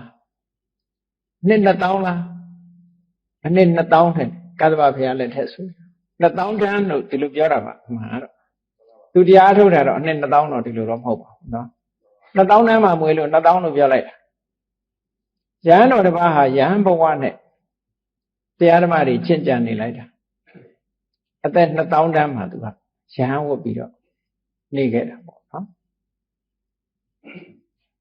ဧကနီးမှာဘာဖြစ်လဲလို့ဆိုသူသိမယ်ဆိုတာလည်းမသိဘူးလေသူ့ရဲ့ညီမကနေပြီးတော့သင်္ကန်းလေးကောင်းကောင်းမွန်မွန်လုပ်ပြီးတော့ပေးထားအဲ့သင်္ကန်းလေးကိုလက်ဖြင့်ကဝတ်မယ်လို့နောက်တည့်ဝတ်ဖို့ဆိုပြီးတော့ဒီသင်္ကန်းလေးပေါ်မှာသူတွေ့တာစိတ်ကလေးရှိတယ်ကောင်းတာကိုခါတိုင်းကအကျမ်းကြီးတွေကြီးပဲဝတ်နေရတာဒီအချောလေးလက်ဖြင့်ကကြတော့ဝတ်မယ်လို့ဆိုခောက်သိမ့်တာဒီဟာလေးပေါ်မှာစိတ်ကလေးကတွဲနေတာနော်ဒီလောဘလေးဖြစ်နေတာနော်ဒါလေးမှဝတ်မယ်ဆိုပြီးတော့ယူရထားညကြတော့မတော်တဆယောဂရပြီးတော့ကျန်မှုသွားအဲ့ဒီသင်္ကန်းလေးပေါ်မှာတွေ့တာလို့အဲ့ဒီမှာသွားပြီးတန်းဖြစ်တယ်ဆိုတာရှိတယ်လေတွေ့တာမှုကကြည့်တွေ့တာမှုကနေဆွဲချသွားတာအကောင်းမှမဖြစ်တာအဲ့ဒါကြောင့်မို့အပြစ်ရှိတယ်လို့ပြောတာအေးလူရပြောလိုက်ပဲကိုမိသားစုကိုချစ်တာဘာအပြစ်ရှိကိုပစ္စည်းကိုချစ်တာဘာအပြစ်ရှိတုံးလို့ပြောမယ်ဒီလိုအပြစ်မျိုးဖြစ်တာကိုပြောတာဘဝကနှိမ့်ကျသွားတယ်တကယ်ကတော့နတ်ပြည်ဖြစ်ရမယ်ဘာဖြစ်လို့အဲ့ဒီဖြစ်သွားတာတုံးဆို နောက်ဆုံးတေကံဤထီအောင်ဒီသင်္ကန်းလေးဝတ်ဖို့ရလေးဟာသူဝတ်မယ်ဆိုစိတ်ကလေးကဆွဲလန်းပြီးတော့နောက်ဆုံးတေကံဤထီဒီအစွဲလေးကလွှမ်းမိုးနေတာလေလွှမ်းမိုးနေတဲ့အချိန်မှာအဖြူတလက်အမဲတလက်လားနေတဲ့အချိန်မှာအဖြူလိုင်းကြီးစိုးနေတဲ့အချိန်လေးမှာတေသွားလို့တန်းဖြစ်တယ်ပြိမကြပါဘူးတန်ဘဝမှာ9 ရက်ပါပြီးတဲ့အခါကျတော့တရားကျင့်လာတဲ့စွမ်းအားတွေကသူ့ကယ်လိုက်တာနတ်ပြည်ရောက်သွားတာမတော်တဆဆိုတာရှိတတ်တယ်ပေါ့နော်မတော်တဆခြေကျော်လက်ချော်ကျသွားတာပေါ့အဲ့ဒါဘယ်သူကချပြစ်တာတော့ဆိုရင်ဒီလောဘလေးကချတာလေဒါကြောင့်မို့အဲ့ဒီလိုလောဘမျိုးပစ္စည်းတစ်ခုပေါ်မှာငါတွဲပြီးတော့ဒီမကန်ရဲ့မသုံးဆွဲရဲ့မထိရဲ့မတို့ရဲ့ပစ္စည်းတွေများငါများရှိနေလားဒီခါတလေရှိတတ်တယ်လေလူကကိုယ့်ရဲ့ favorite ဆိုပြီးတော့အမလေးနာမည်လှလှလေးပေးပြီးဒါ my favorite ဆိုပြီးတော့နော်မကန်ရဲ့ဘူးမသုံးရဲ့ဘူးအလှကြည့်တယ်အဲ့ဒီ favorite လေးကိုတတိထား favorite မှာအိမ်ညောင်သွားဖြစ်နေခက်တယ်အနာနာလာရင်တက်နဲ့ရန်ထောင်တော့မှာအိမ်ညောင်ဖြစ်ရင်အဲ့ဒါမျိုးနော်အဲ့ဒါလိုဖြစ်တတ်တယ်အဲ့ဒီဟာဘယ်သူကြောင့်လို့ဆိုဒီလောဘကြောင့်ဖြစ်တာလို့ဆိုအဲ့တော့လောဘဟာဘယ်ဟာပေါ်မှာတွေ့တာလဲဆိုတော့တွေ့တာမှုတွေမထားသင့်ဘူးအသုံးပြုမှုနဲ့တွေ့တာမှုကတခြားစီလေသုံးဖို့အတွက်တော့ထားတွေ့ဖို့အတွက်မထားနဲ့သုံးရမယ်ဘယ်ပစ္စည်းပဲဖြစ်ဖြစ်အေးမပြက်ခင်ငါသုံးမယ်ဒီလိုပဲသဘောထားကားတွေဘာတွေလဲသွားမတွေ့နဲ့ကားထဲမှာတွေ့ကြအိမ်ကြောင်ဖြစ်နေမယ်တက်နဲ့နော်အဲ့တော့ဒီဟာလဲမဖြစ်ဘူးမပြောနိုင်ဘူးနော်မဖြစ်ဘူးမပြောနိုင်ဘူးအဲ့ဒါကြောင့်မလို့ဘယ်ပစ္စည်းကိုမှတွေ့တာမျိုးမရှိပဲနဲ့အားလုံးဟာအသက်ရှင်နေတဲ့အချိန်မှာငါသုံးဖို့ချမ်းချမ်းသာသာနေဖို့ဆိုတဲ့စိတ်လောက်ပဲထားပြီးတော့သုံးပစ္စည်းတွေသုံးစရာရှိတာသုံးမယ်လှူစရာရှိတာလှူမယ်နော်ပေးစရာရှိတာပေးမယ်ဘယ်ပစ္စည်းကိုမှတွဲတယ်ဆိုတဲ့လောဘမျိုးမဖြစ်အောင်ဒီလိုနေဖို့လိုအပ်တယ်တဲ့ဒါပြောတာနော်ဟောနောက်တစ်ခုစဉ်းစားရမှာပါတော့လူဆိုတာတွေ့တာမှုတွေမကဘူးမုန်းတိမှုကလည်းလူတွေစိတ်ထဲမှာရှိတတ်တယ်ဘယ်သူဖြင့်ကြည့်မရဘူးလို့နော်ကြည့်မရဘူးဆိုတာအဲ့ဒါမုန်းတာမဟုတ်ကြည့်မရဘူးတချို့ကဘာမှလည်းမဟုတ်ဘဲနဲ့ကြည့်မရတဲ့လူရှိသေးတယ်ကြည့်မရမကြည့်ပဲနေပါလားလို့ဆိုတော့စိတ်ကကြည့်နေတယ်အများအားမျက်စိကသာမကြည့်တာသူ့ကိုစိတ်ကတော့လှမ်းကြည့်နေအဲကြည့်မရတဲ့လူမှခဏခဏတတိရတယ်လူကခက်တယ်ကြည့်မရဘူးဆိုတဲ့လူခဏခဏတွေ့အဲ့ဒါလို့ကြည့်မရပါဘူးဆိုတဲ့စိတ်ထဲမှာမကြေမနပ်ဖြစ်နေတဲ့ဘယ်သူအပေါ်များငါမကြေမနပ်ဖြစ်နေတာရှိတယ်ဘယ်ပစ္စည်းပေါ်မှာမကြေမနပ်ဖြစ်နေတာရှိတယ်လူတွေဆိုတာပုဂ္ဂိုလ်ပေါ်မှာလည်းမကြေနပ်တာရှိတယ်ပစ္စည်းပေါ်မှာလည်းမကြေနပ်တာရှိတယ်နော်တစ်ပင်တောင်မှဒီတစ်ပင်ကြီးရှုပ်တဲ့ဆိုခုတ်ပြစ်သေးတာလေအဲ့တော့မကြေမနပ်အသုံးကြောင့်ခုတ်တာမဟုတ်ဘူးတချို့ကမကြေနပ်လို့ခုတ်တယ်အဲ့ဒါလို့မကြေနပ်မှုများငါမှရှိသလားမရှိဘူးလားစဉ်းစားဆင်ခြင်ပေးပါတဲ့ဒီလိုဆိုလို့တယ်ဒါလည်းသိအောင်လုပ်ဖို့လိုတယ်အေးမကြေမနပ်ဖြစ်တယ်လို့စိတ်ထဲမှာမကြေမချမ်းဖြစ်နေတယ်အကြောင်းအရာတစ်ခုပေါ်မှာတွေးလိုက်တိုင်းမကြေမချမ်းဖြစ်နေတယ်ဥပမာမယ်တောကတွေဖြစ်နေတယ်ရှက်ရွံ့တဲ့စိတ်တွေဖြစ်တယ်ဝမ်းနည်းမှုတွေဖြစ်တယ်ဒီအကြောင်းအရာတွေးလိုက်ဘယ်ရာမှမကောင်းဘူးမကြေမနပ်ဖြစ်နေတာဒေါသနော်ဝမ်းနေတာတို့တောကဒေါမနတစိတ်ခံစားမှုတွေဒါမျိုးတွေဖြစ်လို့ရှိရင်အဲ့ဒါတွေလွှမ်းမိုးပြီးတော့ဒီတရားတွေကလည်းအပြစ်ရှိတယ်တဲ့ဒါတွေလွှမ်းမိုးနေတဲ့အချိန်လေးမှာသိသွားမယ်ဆိုလို့ရှိရင်မကောင်းတဲ့ဘဝရောက်သွားတာဒေချာကြည့်မန္လိကာမိဖုရားကြီးကြည့်ကောသလမင်းကြီးရဲ့မိဖုရားကောသလမင်းကအားကိုးရဆုံးပညာလည်းထက်မြက်တယ်တွက်လက်တယ်ချက်ချတယ်သူရုပ်တော့မလှဘူးမင်းမျိုးမင်းတွေမဟုတ်ဘူးပန်းတယ်ရဲ့သားသမီးနော်ပန်းတယ်ရဲ့သမီးသို့တော့အမှန်တမ်းဖြတ်လက်လက်သူကရှိတယ်ဖြတ်လက်လက်ရှိလို့တွက်လက်လက်ချက်ချရှိလို့ဘုရင်ကြီးကသဘောကျပြီးတော့မိဖုရားမြောက်တာအဲ့ဒီမန္လိကာတေဂန်ဒီမှာအမှားတစ်ခုအတွက်စိတ်ပြက်ဝမ်းနည်းနေတာကြီးဖြောက်လို့မရတ သေခါနီးမှာဖြောင်းလို့မရဘူးအဲ့ဒါကြီးကပဲလာပြီးလွှမ်းမိုးသေတဲ့အခါကျပဲရောက်သွားတော့ဆိုဝေရှင်ငရဲကျသွားတယ်အဲ့ဒီဝမ်းနဲ့ကြေကွဲနေတဲ့စိတ်ကြီးနဲ့သူ့အမှားတစ်ခုအပေါ်မှာယူကျုံမရဖြစ်နေတဲ့စိတ်နဲ့သိသွားတာလူစားအမှားတစ်ခုလှုပ်ပြီးလို့ရှိရင်လေပြန်ပြီးတော့တအုံနွေးနွေးဖြစ်နေတတ်တယ်အဲ့ဒီတအုံနွေးနွေးဖြစ်နေတာလည်းမကောင်းအမှားကိုအမှားလို့သိပြီးတော့နောင်မမှားစေရဘူးမှားပြီးသားအတွက်ငါဘာတတ်နိုင်မှာတော့ဆိုတာဖြောက်ပြဖို့လိုတယ်ပေါ့အမှန်ကိုပဲလုပ်မယ်ဆိုတဲ့စိတ်ဓာတ်ကိုထားအမှားတစ်ခုကျွလွန်ပြီးရင်လေဒါကိုတွေးပြီးတော့ဆွေးမနေနဲ့တော့နော်ဒီအမှားမျိုးနောက်ထပ်ငါမဖြစ်အောင်လုပ်မယ်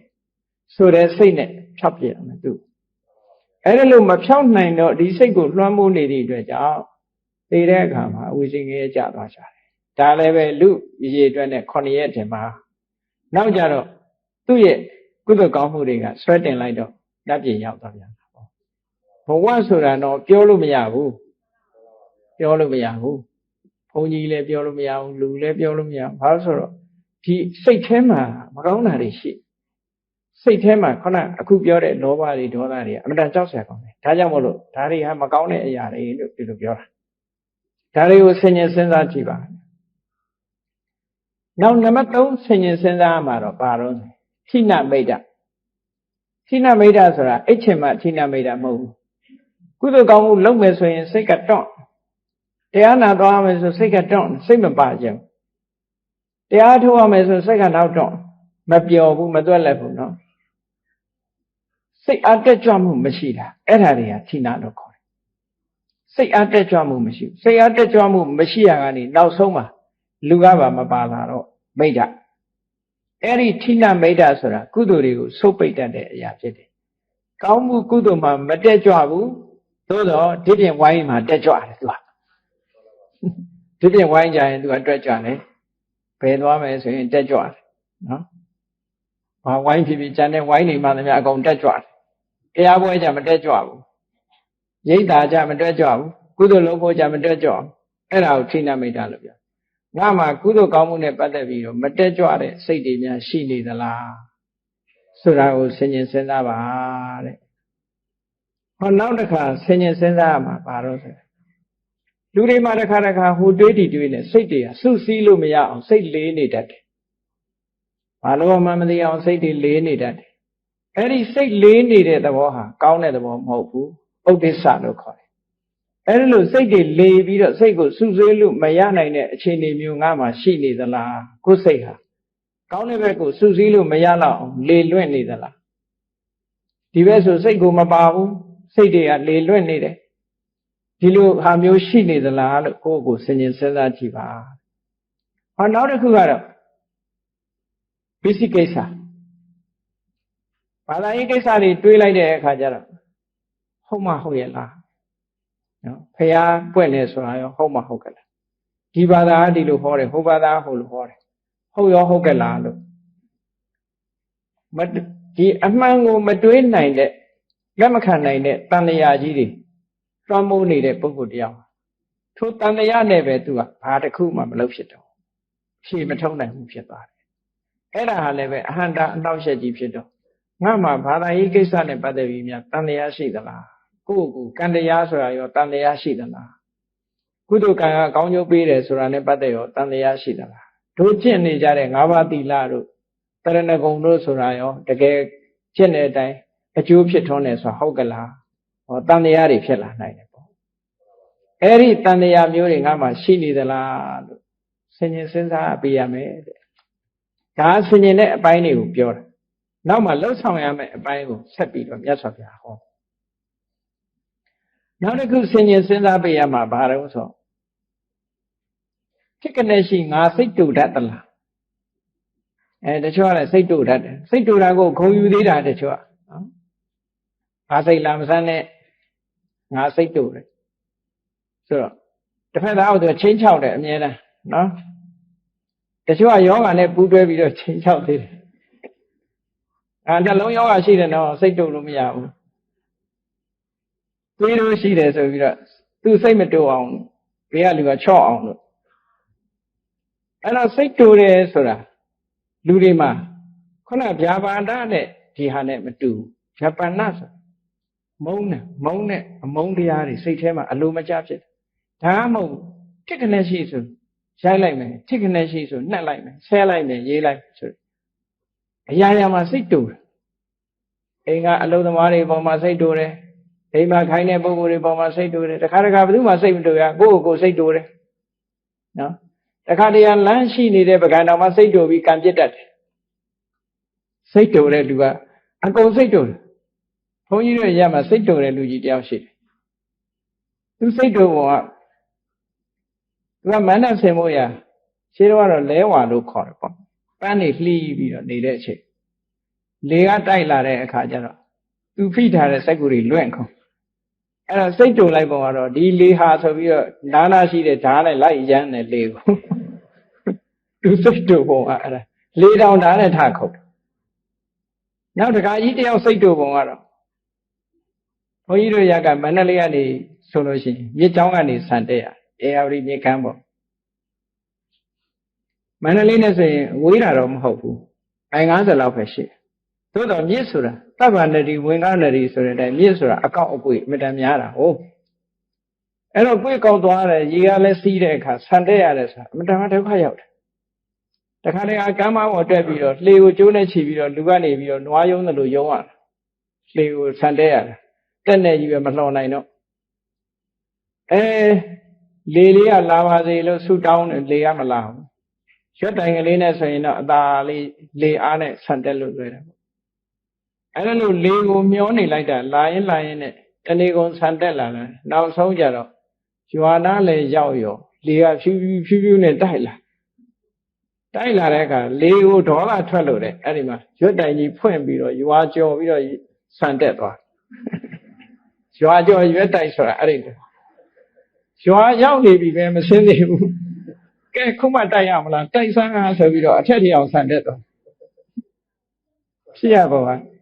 ဒါကတကယ် true story တွေတကယ်ဖြစ်ခဲ့တာတဲ့အဲ့တော့လူကနေပူရမလားခလုတ်တိုက်ရမလားဆိုပြီးတော့ဒေါသကြီးတဲ့လူတွေတွေ့ဘူးတယ်နော်ဒေါသကြီးတဲ့လူတွေတွေ့ဘူးတယ်အဲ့ဒါလို့ဒေါသကြီးတာငါမှရှိနေသလားအကြောင်းမဲ့တွေစိတ်တူပြီးတော့နေတာမျိုးငါမှရှိသလားကိုယ့်ကိုဆင်ញင်စဉ်းစားကြည့်ပါတဲ့နောက်တစ်ခုကတော့ဘာလို့ဆိုတန်ကိလေသာစိတ်တာစိတ်ကိုပူပန်ပြီးတော့ကိုယ်စိတ်ထဲမှာကိုယ့်ကိုညှင်းဆဲနေတယ်ဘာကြောင့်မှလည်းမသိဘူးစိတ်တွေညစ်ပြီးတော့စိတ်ထဲမှာအမြဲတမ်းပူတတ်တယ်အဲ့ဒီပူတတ်တဲ့စိတ်တွေငါးတဏ္ဍာမှာပူပန်မှုတွေရှိသလားဒါလည်းဆင်ញင်စဉ်းစားကြည့်ပါတချို့ကဘာလို့မဟုတ်6တိုက်ပူနေတာတွေးပြီးတော့နော်6တိုက်ပူနေတာပဲဟိုတွေးဒီတွေးနဲ့ပူနေတဲ့လူကတော့ပူတာပဲမပူနဲ့လို့ပြောလို့မရဘူးရွာကဒကမာကြီးတယောက်ဆိုလို့ရှိရင်အဲ့လိုပဲသားသမီးတွေပြန်မလာသေးအိမ်မောက်ကနေမျောပူနေတာမယောင်မချင်းပူနေတာရောက်ပြန်တော့တစ်မျိုးပြောင်းပူပြန်တယ်သူကမရောက်သေးရင်တော့လူမမြင်ရသေးတော့တစ်မျိုးပူတယ်လူမြင်ပြီးတဲ့အခါကျတစ်မျိုးပူပြန်အဲ့တော့အပူကရမှမရတာဘို့လိုပြောင်းပူဒီလိုပြောင်းပူနေအဲ့ဒါလိုနေတဲ့အပူမျိုးတွေကိုယ်မှရှိသလားဆင်ញင်စဉ်းစားကြည့်ဟောနောက်တစ်ခါကျတော့ကိုယ်ရောစိတ်ရောမငြိမ်းချမ်းတဲ့သဘောတွေလူတွေမှာပူပန်မှုကိုအကြောင်းပြုပြီးတော့စိတ်တွေမငြိမ်းမချမ်းဖြစ်နေဘာကြောင့်ရလို့မသိဘူးတချို့လူတွေစိတ်ညစ်တတ်တဲ့လူကစိတ်ရဘယ်တော့မှမငြိမ်းချမ်းဘူးနော်အဲ့ဒါလို့မငြိမ်းချမ်းတဲ့အနေအထားမျိုးငါမှရှိနေသလားစိတ်ဟာအေးချမ်းပြီးတော့ပျော်ရွှင်မှုရှိရလားဒါလည်းဆင်ញင်စဉ်းစားကြည့်ပါဟောနောက်တစ်ခုဆင်ញင်စဉ်းစားမှာတော့ဘာလို့ဆိုကုသိုလ်ကောင်းမှုနဲ့ပတ်သက်လာလို့ရှိရင်ငါလောက်ရမှာပြင်းသလားတွန့်ဆုတ်သလားကြိုးစားအထောက်မှုရှိသလားကိုယ့်ကိုတတိရလိုက်တယ်ဩဘုရားကံတန်ရှင်းရမယ်နေပါစေဦးလေးစောပါသေးတယ်အဲ့ဒါပြင်းတာနော်စောသေးတယ်အချိန်မကြာသေးဘူးမဲဒီလိုအိယာထားတော့မယ်လို့ဆိုရင်နိုးလာတယ်စောပါသေးတယ်ဒီဒါနဲ့မိုးလင်းသွားတယ်တော့အဲ့ဒါလို့စောရင်လည်းစောသေးတယ်မိုးအေးလို့ရှိရင်လည်းအေးနေသေးလို့ပူလို့ရှိရင်လည်းပူလို့အဲ့ဒါလို့တစ်ခုခုကိုအကြောင်းပြုပြီးတော့ဖင်နွဲတာမှန်တယ်များပြင်းတယ်လို့ခေါ်တယ်လောက်ရမယ့်ကိစ္စတစ်ခုကလောက်ရမယ့်ဟာတစ်ခုအချိန်ဆွဲတာ Eri a chain sweater, lurid and sweater mo. The Gayi of Yogure. The Lungama load up, Senyi the Gomshi. I say near Madame Geneco. I love saying call on TV, so you hold don't hey la haze or how no me out I come. And I wet, then I don't do it, change home bit. Holo dilo lona do call on him. Hello, then call on tour and at the Janet do that. That had now only see that they don't be chabby to our kind of me. I do that. That is saying, yeah, a long wind giant, but almost at a night wet and I now yet. A long danger and do what must be. Had a piano like an eye. For you to jump like a queen lady. Sang coffee or sang kind. Chamber. Sang coffee, so you sang now. Don't let me out. I don't let me out. A jama. Sing it was on Aro, Kuri ate that Haro. Pololo, Dilolo, lovely jar. No? And it is 7 minutes and 9 minutes and now Java. Some they know that collect and down so old send Roger. Oh, Piena the Waha, I take it. Luria Piena the Waha. Show the Mario, Kumadidu, Tiluelamadi. Show Jama, Sozo Yautala, Domo, Show Jay saw Senala. Era Kutita call it. Piena. Every look in pudding, I'm a shiny the la. The coup jump you beat up, Penwell Lake and need a mute, delay lonely that is she the lab, go singing down that way. Oh, not a cook about us way. At the Mahita, the Mahita. Say lay a dingy machine, Konaga Odessa, say lay need a pian. Akua, say got Paloma Tion Lolomia. Say go, I owe the Kurema Tabo, Majuza Lumia. Any no say, Tamari came and either say, ah, Tomo, Tamari she they say, Halo. Senior Biba, Yasavia, hurry, a chatter sene. Tariha, a yeji, a chatting, go, Pubian mood, senior Sena Kaina. Gas senior like be so light on the contemplation low light. Contemplation low light, a chase or a Paula Valley. See the la machine will send a line, machine, she. I will let send him a mibo down ever Sansi de la. Hala, see de la. Magi and Diva the Venetane. Anyway, go say them at Harry she the la, Mashivula. Tina good sending down the light there, Kaja, a shade a good trella. Okay. She there, so a shade trella. I love me. Macaunari, Kona, nobody said it. Don't I see it. Magone and Itari go say them a conchine this way. Palo Malay, so. Yes, of ya. The deep Tambasenia. Dario, I am a bit tabido. Singing down the yane. But drop your own Josavi of Chauba. Hello, solo. Nova seen Josavi of Chauba. Majimanatari seen Josavi of Chauba. Say, Gaunebet Donsoni and Josavi of Chauba. Say the Lilwini as well, Josavi of Chauba. Tamiari seen as well, Josavi of Chauba. Hello, say to Dalusion and Matu on Josavi of Chauba. Kanagurema, the Satema, Yeram Puta de solution and Maputa, Josaba. Now like I say him and Yanjamu Mishiuso and Lemapia, Josaba. Pinta de solution and Mapia, Jamu, Josavi of Chauba. Say Madine Tamari came in as well, and Tamari came in Machia, Josavi of Chauba. Louty on Josa Madon Solom, Yasabia, Uma Beta. Count me long the book de hard. Ari count. Minye moyade, Yedici lower than the way. Go what had a water cool me long lotion, Edda Yechida. He a walk me long needed a walk yea on local. A yechi than low. A Yedici loba look to look. A Yedici malo and Lu long on my phone. A Danamulo, Agudo de Ari, Machi Twage, Godana, Piapa. Macone Chinese who pay sharp your foot. Chusa Atoba look. Chusa Atoba look Yoda. Ane Chusa Malay so that he don't have a mess of their home. No? ဘာနဲ့ကြိုးစားမှာတော့ဆိုရင်မြတ်စွာဘုရားရဲ့အဖြေတွေအားလုံးဟာမဂ္ဂင်၈ပါးနဲ့ကြိုးစားမှာကြီးပဲကောတတိတံစင်ညာနဲ့ကြိုးစားတယ်တတိထားထယုံနဲ့ပဲတော်တော်လေးရော့ပါသွားနိုင်အပြစ်တွေကိုဆင်ញင်ရမယ်အကျိုးကိုဆင်ញင်ရမယ်တစုံတစ်ခုကိုကိုယ်တဏ္ဍမှာမကောင်းတဲ့အရာတစ်ခုဖျောက်ချင်ပြီဆိုရင်သူ့ရဲ့အပြစ်ကိုဆင်ញင်ရှိခြင်းရဲ့အပြစ်ကိုဆင်ញင်မရှိခြင်းရဲ့အကျိုးကိုစဉ်းစားဒီနှစ်ခုနဲ့ဖျောက်လို့ရတယ်နော်ဒါဖျောက်တဲ့နည်းတစ်ခုပဲဒေါသကြီးနေဒေါသရဲ့အပြစ်တွေကိုဆင်ញင်စဉ်းစားကြည့်ဒေါသရဲ့အပြစ်တွေကိုဆင်ញင်စဉ်းစားပြီးတစ်ဖက်ကမေတ္တာတက်ဝင်ချစ်ခင်ခြင်းရဲ့အကျိုးကျေးဇူးတွေကိုဆင်ញင်စဉ်းစားအကျိုးနဲ့အပြစ်အဆိုးနဲ့အကျိုးဒီနှစ်ခုကိုဆင်ញင်စဉ်းစားကြည့်လိုက်တာနဲ့တပြိုင်နက်ပျောက်သွားမှာကိုယ့်အကိုလှုပ်ကြည့်နော်အပြစ်ကိုနာနာဆင်ញင်ပေးလို့ရှိရင်အပြစ်ဆိုတာလူတွေကမလိုချင်ဘူးလေမကောင်းတဲ့ဘက်ကအမြဲတမ်းကြည့်ပေးတဲ့အခါကျမကောင်းတာတွေမဖြစ်ရအောင်ဒါဖြင့်ကောင်းတာကိုရွေးတတ်အောင်ကောင်းတဲ့ဘက်ကိုပါဆင်ញင်ပေးရတယ်ဒီနှစ်ခုဆင်ញင်ပေးတာအဲ့ဒါကိုစာပေလို့ပြောလို့ရှိရင်သူကအာဒီနဝဓာတဝိအပြစ်ကိုရှုတာအာနိတန္တဓာတဝိအကျိုးကျေးဇူးကိုမြင်တာသူ့ရဲ့အပြစ်ဒေါသကိုဖြောင်းမယ်ဆိုရင်ဒေါသရဲ့အပြစ်ကိုဆင်ញင်ဒေါသကင်းပြီးတော့မေတ္တာတက်ဝင်ခြင်းရဲ့အကျိုးကျေးဇူးကိုဆင်ញင်ဒီတစ်ခုဆင်ញင်ပေးခြင်းအပြင်ဒေါသလျော့ပါသွားမယ်ဒီလိုဆိုလိုတာနော်စိတ်ရထွက်ပေါက်များဆိုတဲ့အထဲမှာလည်းပဲစိတ်တွေထွက်ပေါက်တွေကိုမြတ်စွာဘုရားဟောထားတာရှိတယ်ဘုန်းကြီးတို့ရင်တော့စိတ်ထွက်ပေါက်များဆိုပြီးဟောပေးထားရှိတယ်မြတ်စွာဘုရားဟောတဲ့တရားတွေပဲနည်းတွေပဲနော်အဲ့ဒါတွေနဲ့ဆက်ဆက်ပြီးတော့မကောင်းတဲ့စိတ်တွေကလွတ်မြောက်ကြိုးစားအထောက်ကြအောင်ပေါ့အဲ့ဒီမှာမြတ်စွာဘုရားဟောတဲ့စကားလုံးနဲ့ဆိုရင်တေတံယေဝပါပကနံအကုသလနံဓမ္မနံပဟာနာယအဲ့ဒီမကောင်းတဲ့အခြေအနေဆိုးတွေအကုသိုလ်တရားတွေကိုဖယ်ရှားဖို့ရအတွက်ကြိုးစားပါ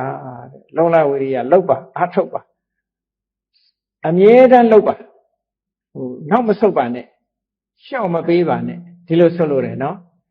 မအောင်မြင်လည်းပဲအောင်မြင်သည်ထိအောင်ကြိုးစားပါအပတိဝါနီဆိုတဲ့စကားလုံးလေးကိုမြတ်စွာဘုရားသုံးဘယ်တော့မှနောက်မဆုတ်နဲ့မရမချင်းကြိုးစားလို့ဒီလိုပြောတာနော်အဲ့ဒါလို့ကြိုးစားအထုတ်ခြင်းဖြင့်ဒီဟာတွေမကောင်းတဲ့အခြေအနေတွေအကုန်လုံး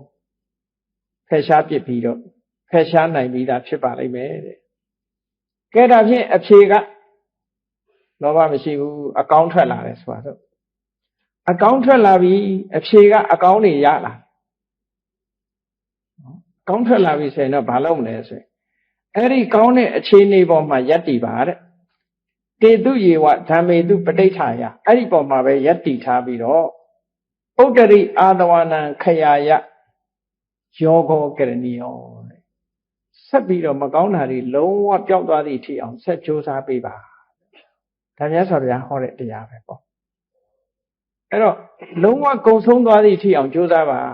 ဒီအကောင်းလေးနဲ့ရမနေပါနဲ့ဒီအကောင်းပေါ်မှာအခြေစိုက်လိုက်ပါအခြေစိုက်ပြီးတဲ့အခါမှာကိုယ်တဏ္ဍမှာရှိတဲ့အာတဝတရားတွေလုံးဝကင်းသွားသည့်အထိအောင်ဆိုလိုတာကယဟန္တာဖြစ်သည့်အထိအောင်အရတ္တဘက်အရတ္တဖို့ရသည့်အထိအောင်ဆက်ပြီးတော့ကြိုးစားပါဒီအခြေအနေကောင်းတွေပေါ်မှာယက်တည်ပြီးတော့ကြံ့ကြံ့ခံယက်တည်ပြီးတော့ရှေ့ဆက်လုပ်ပါလို့ဒီလိုမြတ်စွာဘုရားဟောတာအဲ့တော့မြတ်စွာဘုရားရဲ့ဒီဩဝါဒတော်ကတော့ကောင်းတာလုပ်တယ်ဆိုရင်လည်းပဲလမ်းကူးလက်မှာရပ်မထားနဲ့တို့ပါပဲသောတာပန်ဖြစ်သွားရင်လည်းသောတာပန်နဲ့တည်းမရပ်နိုင်ဘူးသဂရဂံဖြစ်အောင်လို့သဂရဂံဖြစ်ပြီးရင်လည်းမရပ်နိုင်ဘူးအနာဂံဖြစ်အောင်လို့အနာဂံဖြစ်ပြီးရင်လည်းမရပ်နိုင်ဘူးယန္တာဖြစ်အောင်ယန္တာဖြစ်ပြီးဆိုတော့မှလှုပ်เสียမှရှိတော့အဲ့ဒီထိအောင်သွားလို့ဆိုလို့တယ်ပေါ့ဘယ်ရာပဲဖြစ်ဖြစ်မြတ်စွာဘုရားအားလုံးဟာပြည့်ပြည့်စုံအောင်လုပ်ဖို့အမြဲတမ်းညွှန်ကြားလေးရှိတယ်ပေါ့ကာမဂုဏ်အာယုန်တွေထဲမှာစိတ်ကိုလွတ်မထားပဲနဲ့ကုသိုလ်ဘက်ကိုဆွဲပြီးတော့တင်ပေးထားတဲ့သဘောလေးကိုပြောတာ။ရသောအပြင်စိတ်ဆိုတာဘယ်မှာပျော်မွေ့လဲလို့ဆိုကာမဂုဏ်အာယုန်တွေမှာပဲပျော်မွေ့တယ်။လွယ်ကူတယ်။မျက်စိကကြည့်ပြီးတော့ပြောစရာအာယုန်တွေနားကနားထောင်ပြီးတော့ပြောစရာအာယုန်တွေဒီအာယုန်တွေဘက်မှာစိတ်ကိုလွတ်ထားတာ။အဲ့ဒီလွတ်ထားတာကိုပဲပမာဒလို့ခေါ်တယ်။အဲ့ဒါကိုပဲမြတ်စွာဘုရားရဲ့စကားလုံးတရားတော်အရာပမာဒကိုမြန်မာလူမျိုးတွေကမေ့လျော့ခြင်းလို့ဘာသာပြန်အဲ့တော့မေ့လျော့ခြင်းလို့ပြန်တဲ့အခါကျတော့ငါလှုပ်ရှားကိစ္စလေးရှိတယ်မေ့နေလိုက်တာမသွားသေးဘူး ဒီမေးလျော့ခြင်းတွေနဲ့ရောထွေးပြီးတော့သွားနိုင်တယ်ပေါ့နော်မေးလျော့နေတာ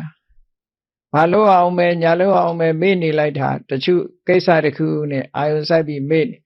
အဲ့ဒီမေ့နေတဲ့ဟာမျိုးကိုဆိုလိုတာမဟုတ်ဘူးတဲ့ကာမဂုဏ်အာယုန်တွေထဲမှာသူကစိတ်ဝင်စားပြီးကုသိုလ်ကောင်းမှုဘက်ကိုမေ့ထားတဲ့အမိတ်မျိုးကိုဆိုလိုတယ်။ဒါကြောင့်မလို့စကားလုံးအဓိပ္ပာယ်တွေကတခါတလေတူညီမှုရှိတော့လဲထားတာကိုတည်တည်ချာချာမှတ်သားမှမြတ်စွာဘုရားဟောလို့ရင်တရားကိုရောက်တယ်။အနုဘုဆိုလို့ရှိရင်ရောထွေးပြီးတော့သွားရမှာ။ပမာဒမေးလျော့ခြင်းအပမာဒမမေးမလျော့ခြင်းဆိုငါတို့မမေ့ဘူးတဲ့နေ့စဉ်သွားเสียရှိတာတွေသွားမယ်လှုပ်เสียတွေရှိတာလှုပ်မယ်တို့လည်းမမေ့ဘူးလို့ဥပမာမမေ့ဘူးဆိုတာတွေအများကြီးနော်ဝဲကြီးရမှာမမေ့ဘူးဘာလို့ကမှမမေ့ဘူးဆိုတော့မမေ့တာတွေလည်းအများကြီးပဲလေသို့တော့အဲ့ဒီလိုလူတကာကမမေ့ဘူးလို့ပြောတဲ့ကိစ္စကိုမြတ်စွာဘုရားကမေ့လျော့ခြင်းလို့သတ်မှတ်တယ်ဆိုပါတော့နေ့စဉ်နဲ့အများစီဝါရေးကိစ္စလှုပ်ဆောင်နေကြတယ်ပျော်ရွှင်မှုကိစ္စတွေနဲ့လှုပ်ဆောင်နေကြတယ်အဖြစ်အချိန်ဖြုံးနေမယ်ဆိုလို့ရှိရင်ဒါမေးလျော့ခြင်းလို့ပဲသတ်မှတ်တယ်အဲ့တော့အဲ့ဒီမေးလျော့ခြင်းနဲ့ကမ္ဘာလောကမှာရှိတဲ့လူတွေကိုတိုင်းတာကြည့်မယ်ဆိုရင်မေးလျော့နေတဲ့လူတွေကအမတန်မှများတာပဲမေးလျော့နေတဲ့လူတွေများလို့နိဗ္ဗာန်ရတဲ့လူကအမတန်မှများတယ်တရားသူတရားမြတ်မရတဲ့ပုဂ္ဂိုလ်ကအမတန်ကာမဂုဏ်အာယုန်တွေထဲမှာစိတ်ဝင်စားပြီးတော့ကုသိုလ်ကောင်းမှုဘက်မှာစိတ်ဝင်စားဘူးကုသိုလ်ကောင်းမှုဘက်ကိုမေ့လျော့ထားတယ်မျက်ကွယ်ပြုတ်ထားတယ်ဆိုရင်ဒါမေ့လျော့ခြင်းလို့ပဲသတ်မှတ်တယ်ပေါ့ဒါကြောင့်မလို့အပမာဒလို့ဆိုတဲ့သဘောတရားကသူကကုသိုလ်ကောင်းမှု၌မမေ့မလျော့ခြင်းကိုယ်တဏ္ဍာမှာအကုသိုလ်တွေကိုယ့်ရဲ့စိတ်လေးဟာစင်ကြယ်မှုရှိသလားမရှိဘူးလားဆိုတာနဲ့ပတ်သက်ပြီးတော့မေ့မထားဘူးဒီလိုမေ့မထားတဲ့အနိယာမျိုးကိုအပမာဒလို့ဒီလိုဆိုလိုတာ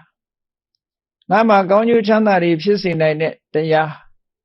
ငါတဏ္ဍာမှာအပြစ်ကင်းတဲ့တရားပညာရှိသူတော်ကောင်းတွေချီးမွမ်းတဲ့တရားငါတဏ္ဍာမှာရှိမရှိဆိုတာကိုမမေ့တဲ့တရား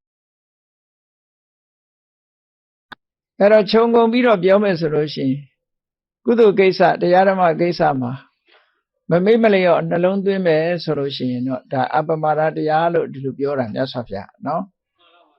အဲ့တော့အရထဲပြောတဲ့မေ့လျော့ခြင်းမမေ့မလျော့ခြင်းနဲ့မြတ်စွာဘုရားဟောတဲ့အပမာဒပမာဒဆိုတဲ့ဒီလိုမှတ်ရမှာနော်လောကမှာလောကီကိစ္စတတိကောင်းတဲ့ပုဂ္ဂိုလ်တွေအများကြီးရှိတာပဲဆွဲဆွဲမြဲမြဲမှတ်ထားတဲ့အဲ့ဒီပုဂ္ဂိုလ်တွေကိုမမေ့ဘူးလို့ဒီလိုပြောရမလားလို့ဆိုကုသိုလ်ကောင်းမှုပဲဥမလှဲ့သမျှမေ့တယ်လို့ပဲပြောရမယ်ဒါကုသိုလ်ကောင်းမှုလုပ်တဲ့အခါမှာလည်းပဲယမယံခါလုပ်တယ်မလုပ်တဲ့အခါနေလိုက်တယ်မေ့ထားတယ်အဲ့လိုဆွဲဆွဲမြဲဒါကြောင့်မို့ကုသိုလ်ကောင်းမှုနဲ့ပတ်သက်ပြီးလုပ်ပြီးဆိုလို့ရှိရင်တလေးတစားလုပ်တယ်ဆွဲဆွဲမြဲမြဲလုပ်တယ်တယုတတိလုပ်တယ်ဆိုတဲ့ကုသိုလ်ကောင်းမှုကိုလှုပ်စေတတ်တဲ့တတိတရားကိုမှအပမာဒတတိတရားလို့ဒီလိုခေါ်တာမြတ်စွာဘုရားကအပမာဒဆိုတဲ့တတိတရားကိုဘလောက်ထိအောင်အကျိုးရှိတယ်ဆိုတာကိုနှိုင်းယှဉ်ပြီးပြောတော့ဆိုရင်အာလုံးကုသိုလ်တွေမှန်သမျှဟာအပမာဒတရားအောက်မှာအကုန်ရှိတယ်လို့ဒီလိုပြောတာအပမာဒတရားထဲမှာအာလုံးအကျုံးဝင်တယ်အပမာဒသမောတရဏအပမာဒထဲမှာအကုန်ဝင်တယ်ဒီကနေ့ခေတ်မှာကုန်းတော်ဝါတွေဆင်အကြီးဆုံးဆိုလို့ရှိရင်ကုန်းတော်ဝါတွေရဲ့ခြေရာအာလုံးအကြီးနဲ့ခွဲမယ်ဆိုရင်ဆင်ခြေရာအကြီးဆုံးဆိုရင်ကြံတဲ့ခြေရာတွေအာလုံးဟာဆင်ခြေရာထဲမှာအကျုံးဝင်သွားတယ်ဒီလိုပြောတာအဲ့ဒါလိုပဲမြတ်စွာဘုရားဟောကြားတဲ့ဆုံးမဩဝါဒတွေကုသိုလ်တရားတွေအားလုံးဟာအပမာဒရှိရင်အကုန်ရနိုင်တာဖြစ်သောကြောင့်အပမာဒတဲ့အကျုံးဝင်တယ်လို့ဒီလိုဟောတာနော်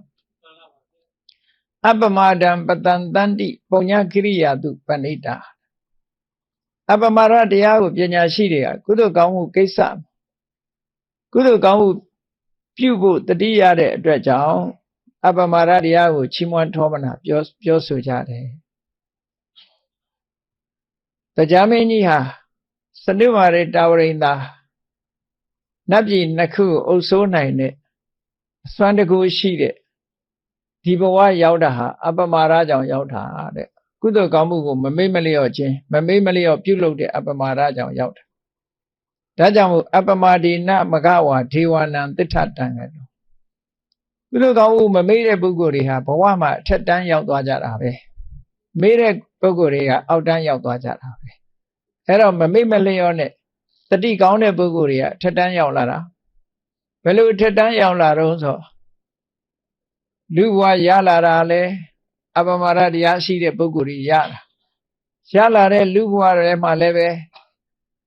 ချမ်းသာကြွယ်ဝတဲ့ဘဝမျိုးရတဲ့ပုဂ္ဂိုလ်ဟာအပမရတရားရှိလို့ပဲအသိပညာထက်မြက်တဲ့ဘဝမျိုးရတာလည်းပဲအပမရတရားရှိလို့ပဲလူဘဝရတော့လည်းပဲအောက်တန်းကျပြီးတော့အသိပညာနှုတ်နေတဲ့ဘဝမျိုးရောက်သွားပြန်လို့ရှိရင်ဒါအပမရအားနေတဲ့ပုဂ္ဂိုလ်လို့ဒီလိုပဲပြောရမှာ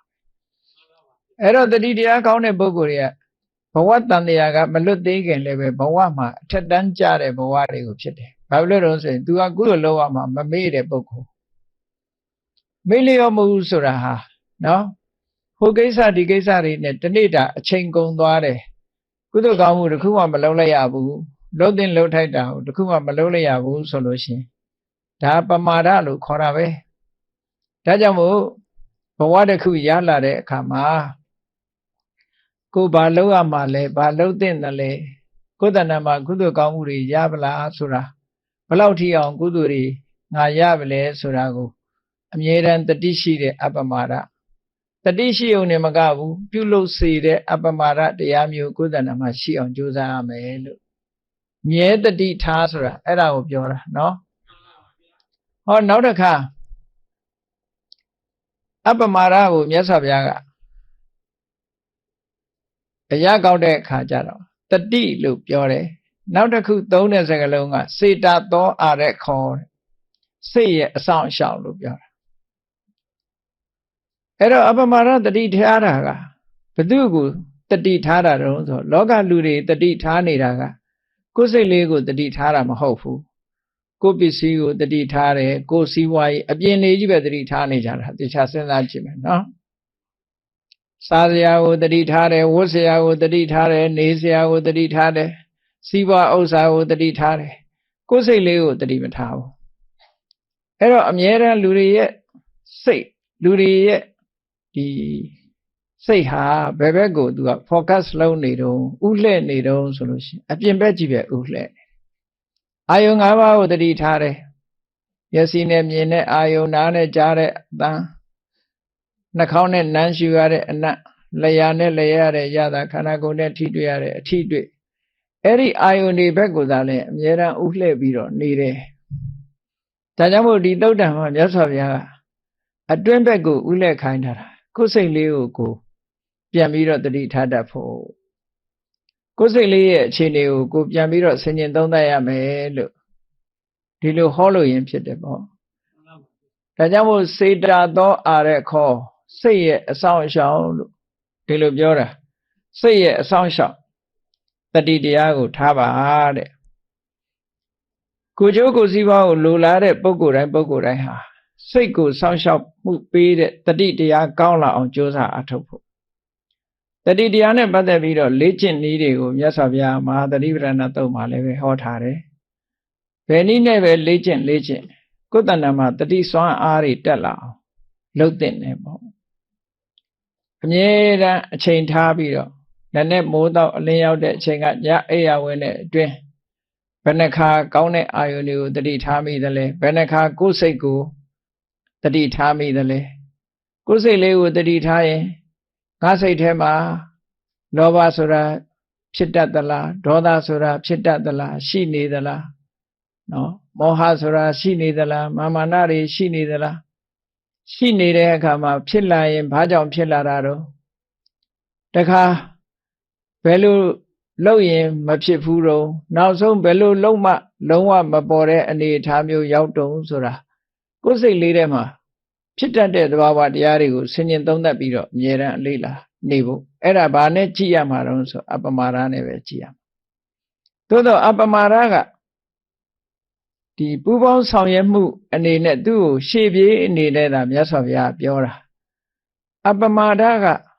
ဘာတစ်ခုမှအဆုံးဖြတ်ပေးနိုင်တာတော့မဟုတ်ဘူးတတိကလည်းပဲအမှတ်ရယုံကလွဲပြီးသူဒီတဲ့ပုံမလုံးနိုင်ဘူးသို့တော့သူကအမှတ်ရမှပညာကသုံးသပ်နိုင်တယ်တဲ့သူ့နောက်ကလိုက်ရမှာတော့ပညာပဲပေါ့ပညာမပါဘဲနဲ့တတိတစ်ခုမှလုံးလို့မရဘူးကြည့်လေဒီတတိဆိုတာအာယုံကိုရယူပေးပြီးတော့အာယုံနဲ့စိတ်နဲ့ဆုံပေးထားတဲ့သဘောမျှတာဖြစ်တယ်ပေါ့သို့တော့အာယုံရဲ့အဓိပ္ပာယ်အာယုံရဲ့သဘာဝတရားကိုသိတတ်ဖို့ကြတော့ပညာနဲ့မှရတယ်ဒါကြောင့်မို့အပမာဒဆိုတဲ့တတိမရှိဘဲနဲ့လေပညာဆိုတာမဖြစ်ဘူးတဲ့ဒါကြောင့်မို့စာပေကျမ်းဂန်မှာဘယ်လိုပြောတော့ဆိုနာဟိတတိဝိရဟိတာပညာနာမအဋ္ဌိတတိဝိရဟိတာတတိမပါတဲ့တတိကင်းနေတဲ့ပညာနာမအသိပညာဆိုတာနာအဋ္ဌိမရှိဘူးဆိုလိုတာကတတိကင်းပြီးရင်ပညာမဖြစ်ဘူးလို့ဒီလိုပြောတာပညာဖြစ်သည်မြတတိရှိမှဖြစ်တယ်အဲ့တော့ပညာကဘာကိုအကြောင်းပြုဖြစ်တုံးဆိုအာယုံကိုအကြောင်းပြုပြီးဖြစ်အမှဒီပညာအဲ့တော့အာယုံဆိုတဲ့နေရာမှာအပြင်မှာအာယုံနဲ့ပတ်သက်ပြီးဖြစ်စေကိုယ်စိတ်ကိုကိုပြန်ပြီးတော့နှလုံးသွင်းတာလဲအာယုံပဲပေါ့အဲ့ဒီအာယုံနဲ့ပတ်သက်ပြီးတော့ဖြစ်စေဒီတတိလေးကစိတ်ဘက်ကိုအာယုံလှည့်ပေးလိုက်တဲ့အခါစိတ်ဘက်ကိုလှည့်ပေးလိုက်တဲ့အခါကျတော့စိတ်ရဲ့သဘာဝကိုပညာကသိပေးရတယ်သိရတယ်ပေါ့အကယ်၍တတိတရားက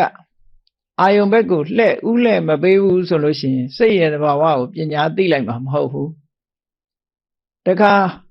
တတိတရားကရုပ်အာယုံမိမိတဏ္ဍာမှာရှိတဲ့ရုပ်တရားဘက်ကိုဥလှည့်ပြီးတော့မပေးဘူးဆိုလို့ရှိရင်ပညာကရုပ်ရဲ့သဘာဝကိုသိလိုက်မှာမဟုတ်ဘူးတဲ့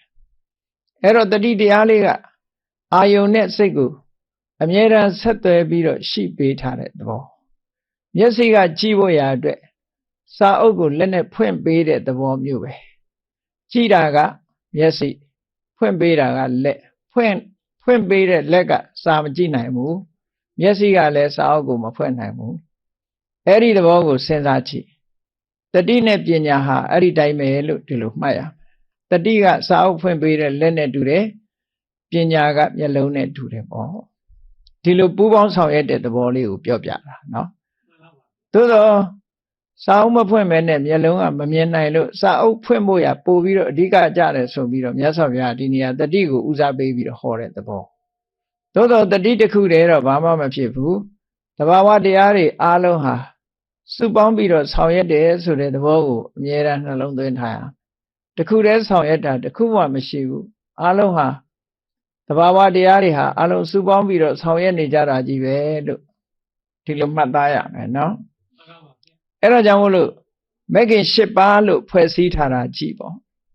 မဂ္ဂင်၈ပါးဖွဲ့စည်းထားတဲ့အထဲမှာ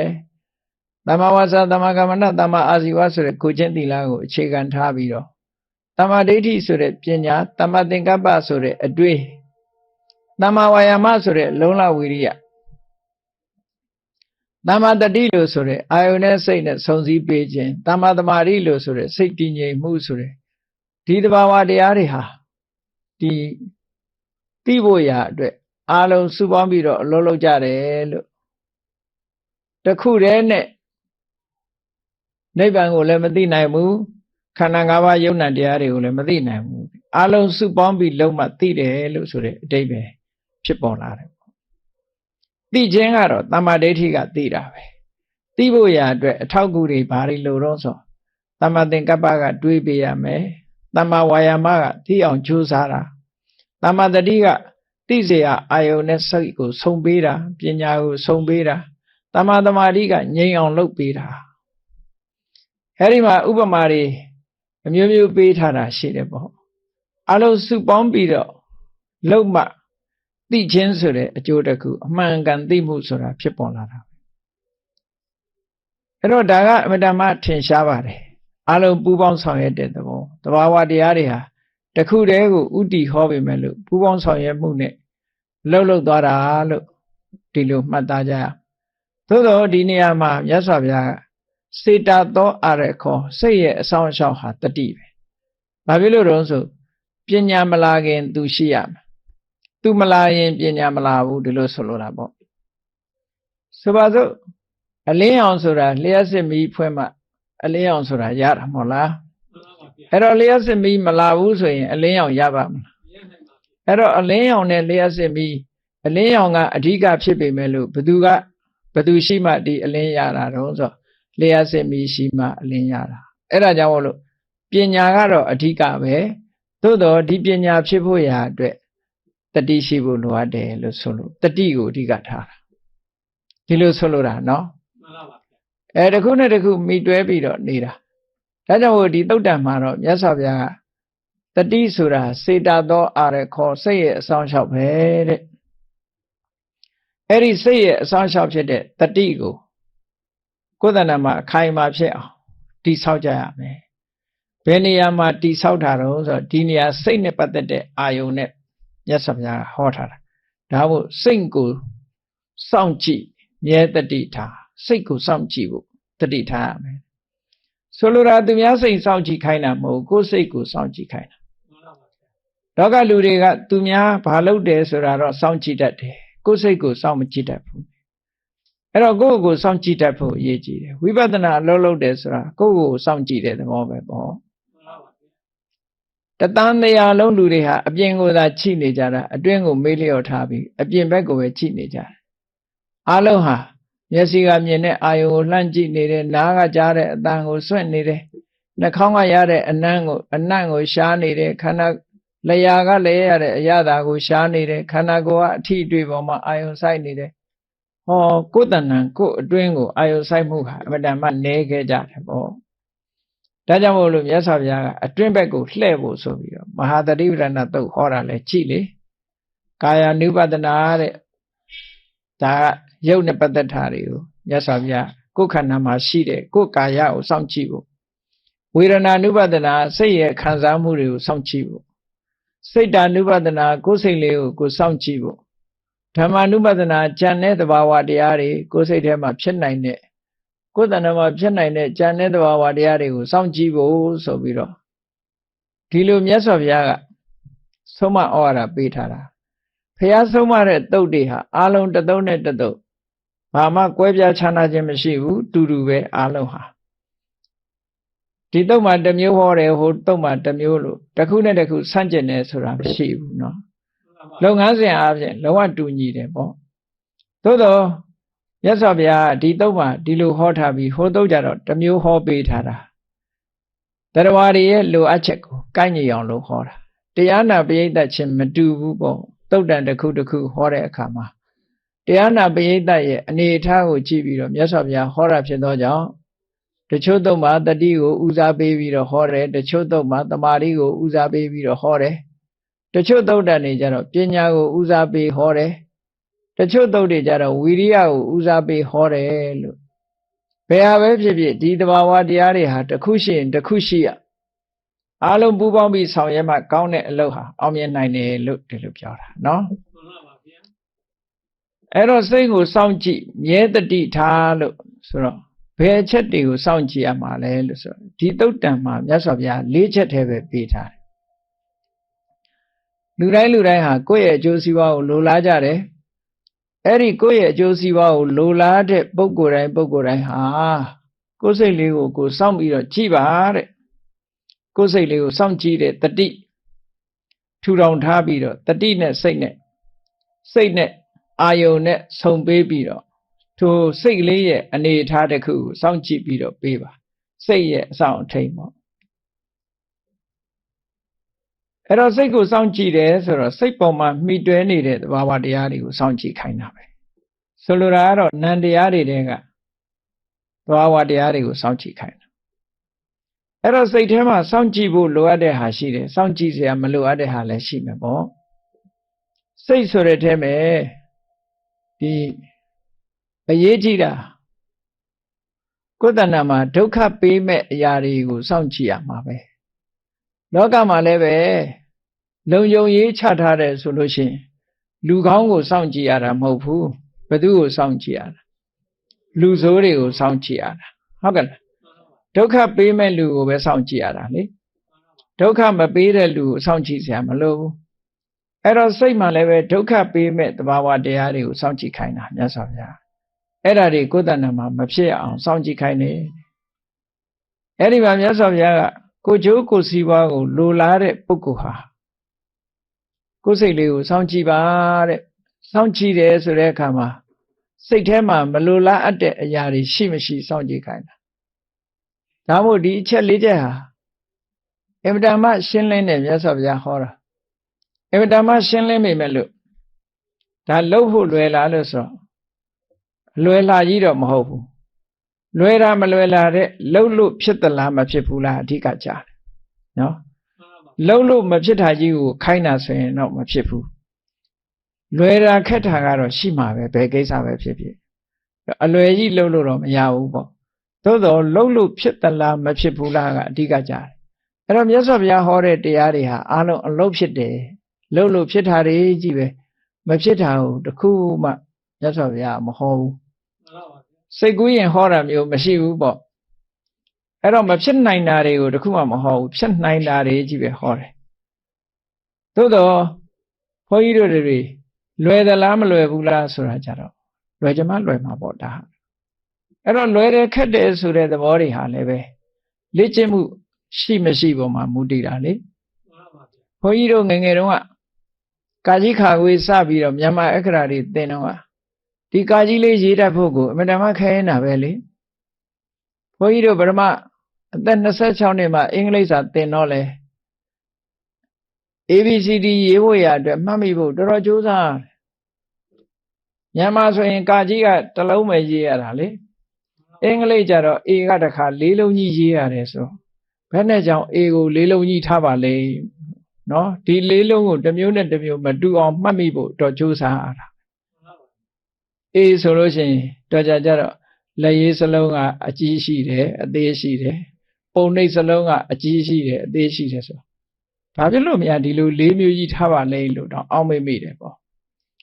အဲ့တော့အင်္ဂလိပ်အခရာကတစ်ခုတစ်ခုကို၄မျိုး၄မျိုးမှတ်နေရတယ်ပေါ့အဲ့တော့စာရေးကစားတော့အမတန်ခက်တာပဲနောက်ကြတော့ခက်တာမရှိတော့ဘူးပေါ့ကဲမယုံကိုစဉ်းစားကြည့်ပေါ့ကိုမတတ်တဲ့ဘာသာတစ်ခုတရုပ်စာကြည့်ပါလားနော်ဘူဒီငပေါင်းညော်လို့ခေါ်တယ်တရုပ်စာအမြင်လေးတွေ stroke လေးတွေဟိုနာချစ်လိုက်ဒီနာချစ်လိုက်နေဘလို့လို့မှတ်ရပါမလဲဒီ stroke တွေဟာနော်ဒုတ်ချောင်းလေးတွေဟိုလိုတင်လိုက်ဒီလိုတင်လိုက်နေဒါမို့လို့လွယ်လွယ်ခေါ်တော့ဘူဒီငပေါင်းညော်လို့ပြောတာနော်ဒါတရုပ်စာလည်းဗမာတွေအနေနဲ့ကြည့်လိုက်ရင်ခက်တာလို့ဒီလိုအောင်းမရခက်တယ်လို့ပြောရတခါဗမာစာကိုတော့ဒီပြင်လူမျိုးသားတွေကဘာပြောတော့ဆိုကြည့်လိုက်လို့ရှိရင်အဝိုင်းလေးတွေကြီးပဲမြင်နေတော့မှတ်ဖို့ခက်တယ်တဲ့သူတို့မျက်စိထဲမှာဝါလုံးလေးတွေကြီးပဲတွေ့နေတယ်တဲ့အလုံးလေးတွေကြီးပဲဟုတ်တာပဲဗမာအလုံးကလည်းဒါမှမဟုတ်ဝဋ္ဌကာလသာတတ်လို့ရှိရင်ဗမာစကားတတ်သွားတော့နော်ဗမာအခရာမှတ်မိသွားတော့အလုံးလေးတွေတောင်းလို့ပူလိုက်မြောက်လို့မူလိုက်ဟိုဘက်လှဲလိုက်ဒီဘက်လှဲလိုက်နဲ့ဒီလိုလှုပ်ထားတာကိုနော်ပါဆောင်မှောက်လိုက်ရင်ဂါငယ်ဖြစ်သွားပြန်ရောဟိုဘက်ဆောင်လိုက်ရင်ငါဖြစ်သွားပြန်ဒီဘက်ဆဲလိုက်တော့တစ်ဖြစ်သွားပြန်အဲ့တော့ပိတ်လိုက်တဲ့အခါဝါလုံးဖြစ်သွားပြန်ရောဆိုတော့ဟောဝလည်းဒါပဲတုံညလည်းဒါပဲဆိုတော့ဒါကိုကမှတ်နေကြတော့လွဲနေတာကိုဒီထဲမှာပူဆိုးတာတတလင်းကျိတ်ဆိုမချိတ်တတ်ဘူးအဲ့ဒီမှာအခါတော့ကလေအမြန်စီးတော့လေမြန်တစ်စင်းမှာရှေ့ကနေရေးထားတယ်သူကရေးထားတာဘယ်လိုတုံးဆို fasten seat belt why seated fasten belt why seated why seated လို့အင်္ဂလိပ်လိုရေးထားတာဗမာလိုပြန်တော့ဆိုလို့ရှိရင်ထိုင်နေစဉ်ကပတ်ပတ်ထားပါမြန်မာရေးထားအဲ့လိုရေးတာအဲ့ဒါကိုစင်ညတ်သက်ငါညာကလေးတတ်ထားတာကိုနားမလဲတော့ဘယ်လိုရေးတာဆိုထိုင်နေစား၌ထိုင်နေစား၌ကပတ်ပတ်ထားပါဖြစ်နေထိုင်နေစဉ်ရေးရမှာမရေးဘဲနဲ့ထိုင်နေစား၌ဖြစ်သွားစင်ကညာလေးတစ်ချမ်းပဲအသက်မလုပ်ပဲနဲ့၌ကြီးဖြစ်နေအဲ့တော့၌နဲ့ညာနဲ့မကွဲတဲ့လူဖြစ်လိမ့်မယ်အဲ့ဒါတကယ်ရေးထားတာအဲ့ဒါတွေ့တော့ဘုန်းကြီးတို့ကတွေ့တော့နေစမ်းမဟုတ်လေဒါထိုင်စားတယ်မဲ့ကပတ်ကပတ်ရမှာပြီးတော့ဖြုတ်ရမှာသူကဟုတ်တုတ်တော့ရှိမဟုတ်ဘူးလို့မှားရေးထားတာလို့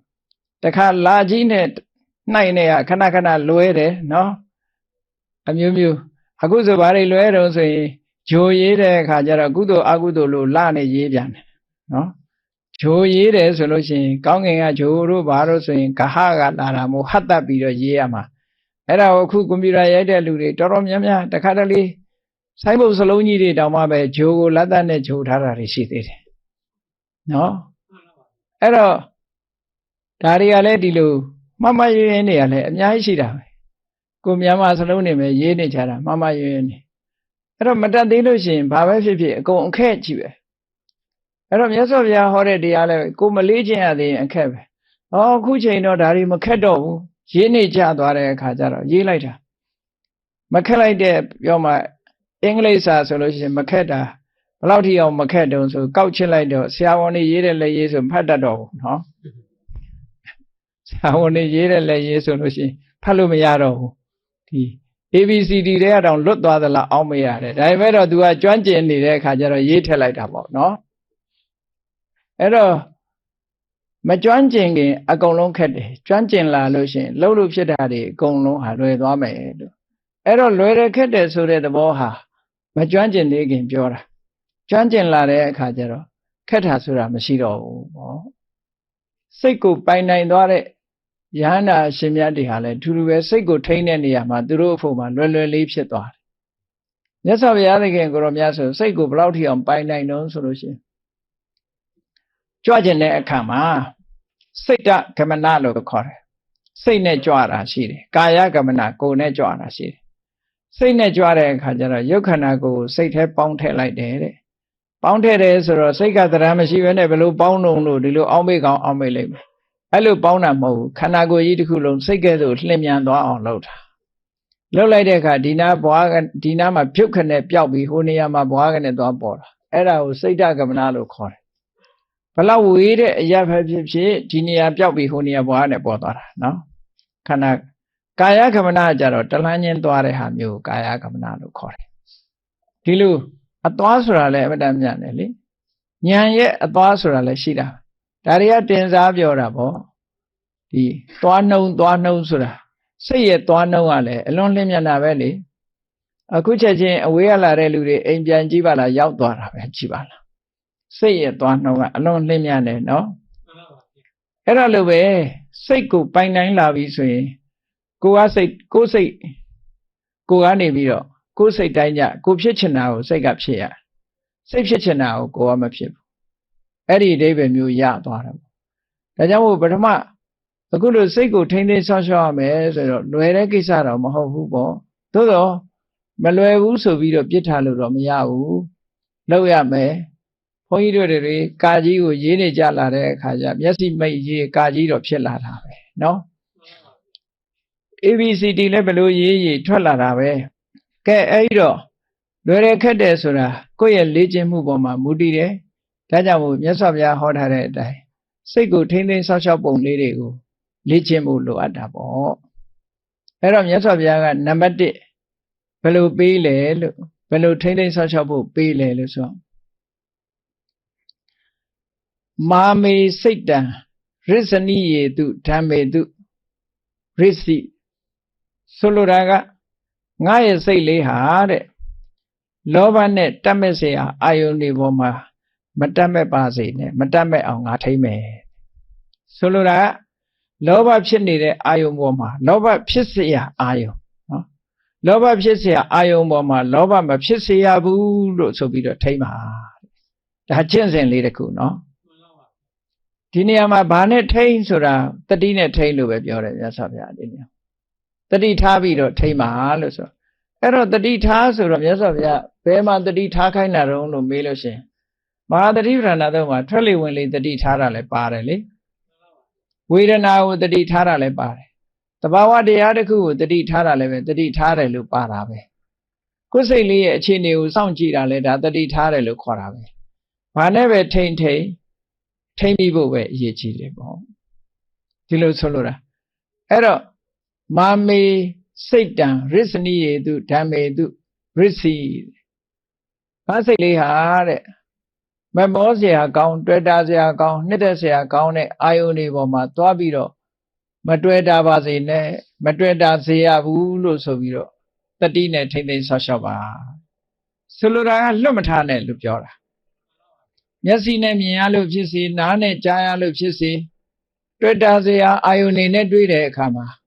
အဲ့ဒီအာယုန်တွေပေါ်မှာစိတ်ကလေးတွေ့မသွားအောင်လောဘနဲ့ဆိုလိုတာကတော့လောဘမဖြစ်အောင်ထိမ့်သိမ်းဆောက်ရှောက်ပါလို့ဒီလိုပြောတာလောဘဖြစ်တယ်ဆိုတာလဲလောဘကတူတူတည်းဖြစ်တာတော့မဟုတ်ဘူးစိတ်နဲ့တွဲပြီးတော့ဖြစ်သွားတာဟုတ်အဲ့တော့စိတ်ဆိုတာကတော့သဘာဝအားဖြင့်သူကအာယုန်သိုံမသိတာလောဘကလိုချင်တာဟုတ်ဒါကြောင့်မို့လို့အလုံးခြုံပြီးတော့ပြောတဲ့အခါစိတ်လို့ပြောလိုက်လို့ရှိရင်အလုံးအတွက်ပြည့်စုံသွားလို့မြတ်စွာဘုရားစိတ်လို့ပြောလိုက်တာနော်လူတွေလည်းစိတ်လို့ပြောတာမဟုတ်လားစိတ်တိုးတယ်စိတ်ဆိုးတယ်စိတ်မကောင်းဘူးဟောစိတ်နဲ့တက်ပြီးတော့ပြောကြတာပဲအဲ့ဒါကြောင့်မို့လို့ငါရဲ့စိတ်လေးဟာတွေ့တာစရာအာယုန်တွေပေါ်မှာမတွေ့တာမိပါစေနဲ့မတွေ့တာမိစေအောင်ငါတတိနဲ့ထိမ့်မယ်လို့ဒီလေ့ကျင့်ခန်းလေးတစ်ခုကိုလေ့ကျင့်ဖို့လိုအပ်တယ်ပေါ့အာယုန်လေးတစ်ခုပေါ်မှာကိုယ်မျက်စိကမြင်လို့ဖြစ်စေနားကကြားလို့ဖြစ်စေနှာခေါင်းနဲ့အနံ့ရလို့ဖြစ်စေလျှာနဲ့အရသာခံလို့ဖြစ်စေခန္ဓာကိုယ်နဲ့ထိတွေ့လို့ဖြစ်စေတွေ့တာမှုတွေ့တာစရာအာယုန်လေးဖြစ်လာလို့ရှင်အဲ့ဒီပေါ်မှာမတွေ့တာအောင်ထိမ့်ပါလို့ဒီလိုဆိုလိုတာနော်အဲ့ဒီထိမ့်ပါလို့ပြောတဲ့စကားဟာတကယ်တော့ဒိဋ္ဌိဒိဋ္ဌမတ္တံဝိပဿနာကျင့်စဉ်နဲ့မှထိမ့်လို့ရမှာပဲအဓိကလုံးဝထိမ့်လို့ရတာတော့ကျန်တာကတော့တွေ့တာမတွေ့တာမိစေနဲ့ဆိုတဲ့ဟာကလုံးဝမတွေ့တာအောင်မတတ်နိုင်ဘူးတွေ့တာပြီးပြီဆိုတဲ့အခါကျတော့မှပြန်ပြီးတော့နောက်ဆုတ်တာအဲ့ဒါလို့နောက်ဆုတ်ဖို့ရရင်ကိုတော်တော်လေးကောင်းသေးတယ်ပေါ့နော်များသောအားဖြင့်အာယုံလေးတစ်ခုကိုမြင်လိုက်တာစိတ်ကမြန်လို့သာမြင်ချင်းလိုချင်တာတော့မဟုတ်ဘူးသူကမြင်ပြီးတဲ့အခါမှာသူကတွေးလိုက်တာ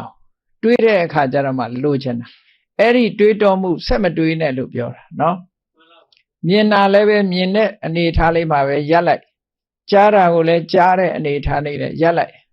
သူကပဲမြင်ကိုကလျှောက်တွေးတယ်လှတဲ့ပန်းလေးမြင်တာလားအဝတ်ကလေးမြင်တာလားအဖိုးရန်စိန်ရွှေရတနာတွေမြင်တာလားနော်နှစ်သက်စရာအာယုန်တွေကိုမြင်တာလားလျှောက်တွေးကြည့်လိုက်တဲ့အခါကျလို့ရှိရင်လူချင်းစရာတွေဖြစ်လာတယ်ဆက်တွေးလိုက်တာမော်ရမြင့်တဲ့ကားလေးမြင်လိုက်လို့ရှိရင်ဩဒါလေးစီးကျင်လိုက်တာဆိုဖြစ်လာတယ်လေဟောမြင်တယ်လို့ပြောလိုက်တာနဲ့သူကနောက်ကဆက်တွေးလာတာကိုတွေးလာသည့်အတွက်ကြောင့်ဒီလောကတက်လာတာအဲ့ဒီတွေးတော်မှုကိုရပ်ဆိုင်တာပဲသူကဒါကိုပြောတာဒိဋ္ဌိဒိဋ္ဌမတ္တံကျင့်စဉ်ဒိဋ္ဌိဒိဋ္ဌမတ္တံသူတိသူတမတ္တံမုတိမုတမတ္တံဒိဋ္ဌိဒိဋ္ဌမတ္တံဆိုတာမျက်စိနဲ့မြင်တဲ့နေရာလောက်ပဲရပ်ထားတယ်ရှေ့ကိုဆက်မစင်စားဘူး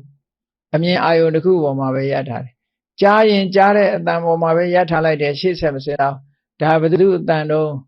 ဘာလို့တဲ့အတန်တော့ဘာပြောတာတော့ရဖြစ်တာလားဘာလို့ကြတာတော့ဆိုတဲ့ဟာတွေရှောက်ဆက်တွေးလို့ရှင်ရှုပ်ကုန်ရောနော်ဒီလိုဆိုလို့တာကြားရင်ကြားတဲ့သဘောအတန်လေးပေါ်မှာပဲရပ်ထားပြီးတော့ကိုလုံးနေကြအလုပ်ကိုဆက်လုပ်မှာပေါ့ဒီလိုဆိုလို့တာနော်အဲ့ဒီကျင့်စဉ်တစ်ခုဟာအတန်ဆိုလို့ရှိရင်ကြားတဲ့သဘောလေးပေါ်မှာပဲရပ်ထားတယ်ဆိုပါစို့ထွက်လေဝင်လေဆိုလို့ရှိရင်ထွက်လေဝင်လေလေးကနှာသီးပြားကိုလာထိတာကိုလာထိတဲ့အခါမှာလာထိတဲ့အခါမှာဒီဆောင်းရသည်ဆိုရင်လေအေးလေးရှူတဲ့အခါအေးတယ်လို့စဉ်းစားတယ်အဲ့ဒါလို့မစဉ်းစားနဲ့လှုပ်ရှားတဲ့သဘောလေးပဲလို့ဒီလိုစဉ်းစားတခါတည်းရန်ပူတဲ့လေရှူဆိုင်မိတဲ့အခါမှာနှာသီးပြားမှာနှွေးကနေသွားတယ်အဲ့တော့ဒါလေးကနှွေးတယ်ဘာကြောင့်နှွေးကနေဖြစ်တယ်လဲမစဉ်းစားနဲ့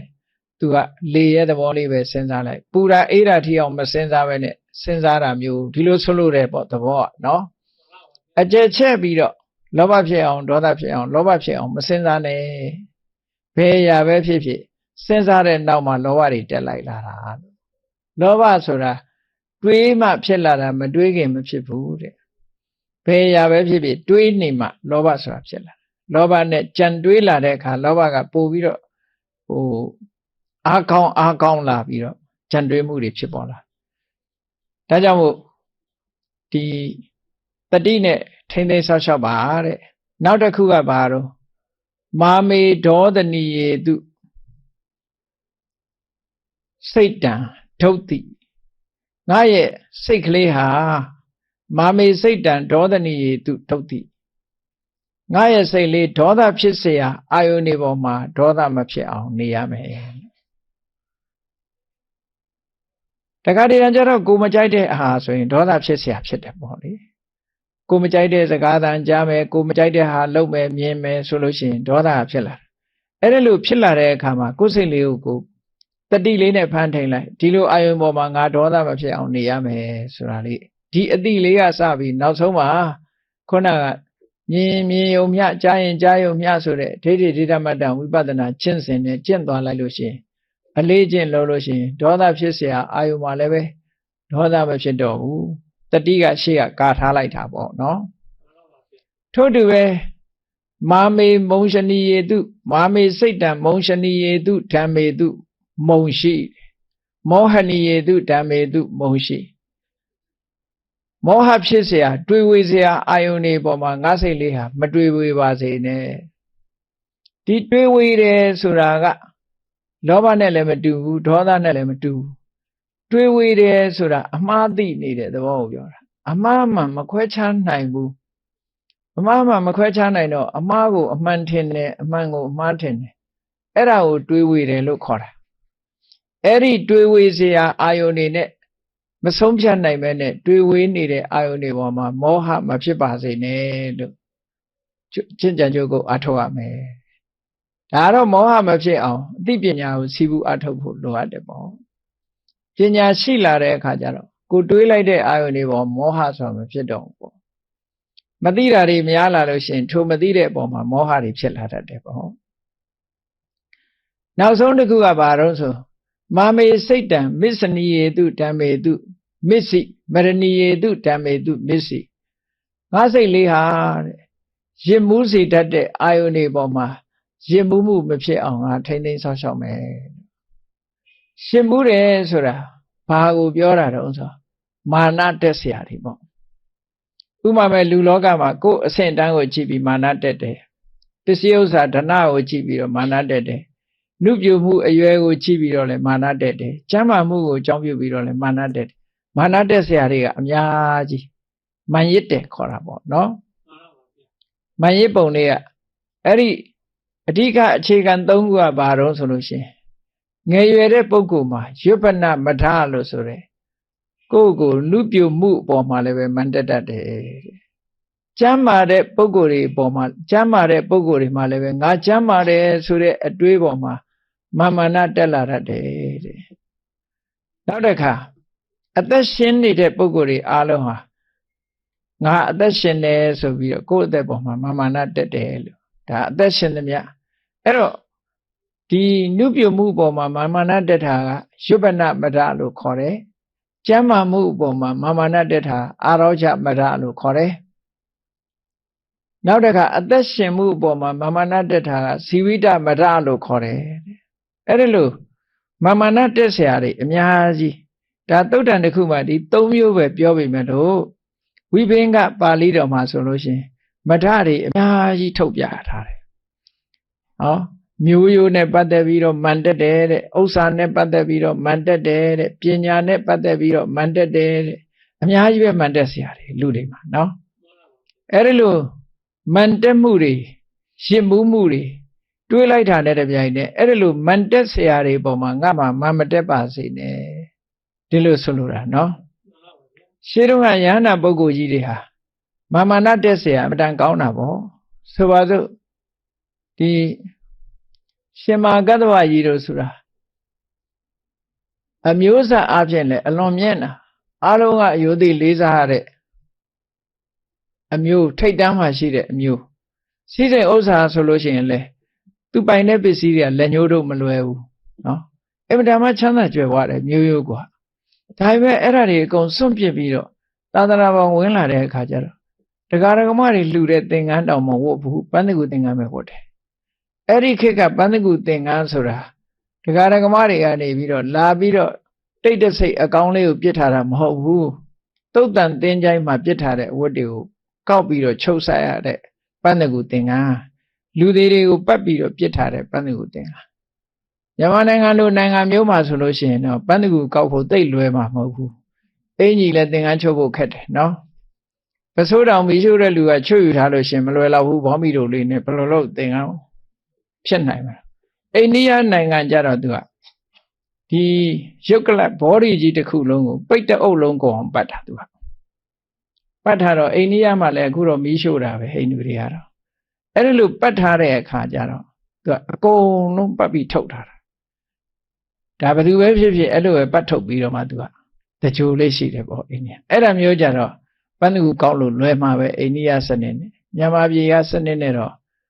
မသုံးကျင်လို့ပြစ်ထားတဲ့အဝတ်လောက်ပဲပန်းသူကောက်ပြီးတော့ချုပ်ရတော့မှာ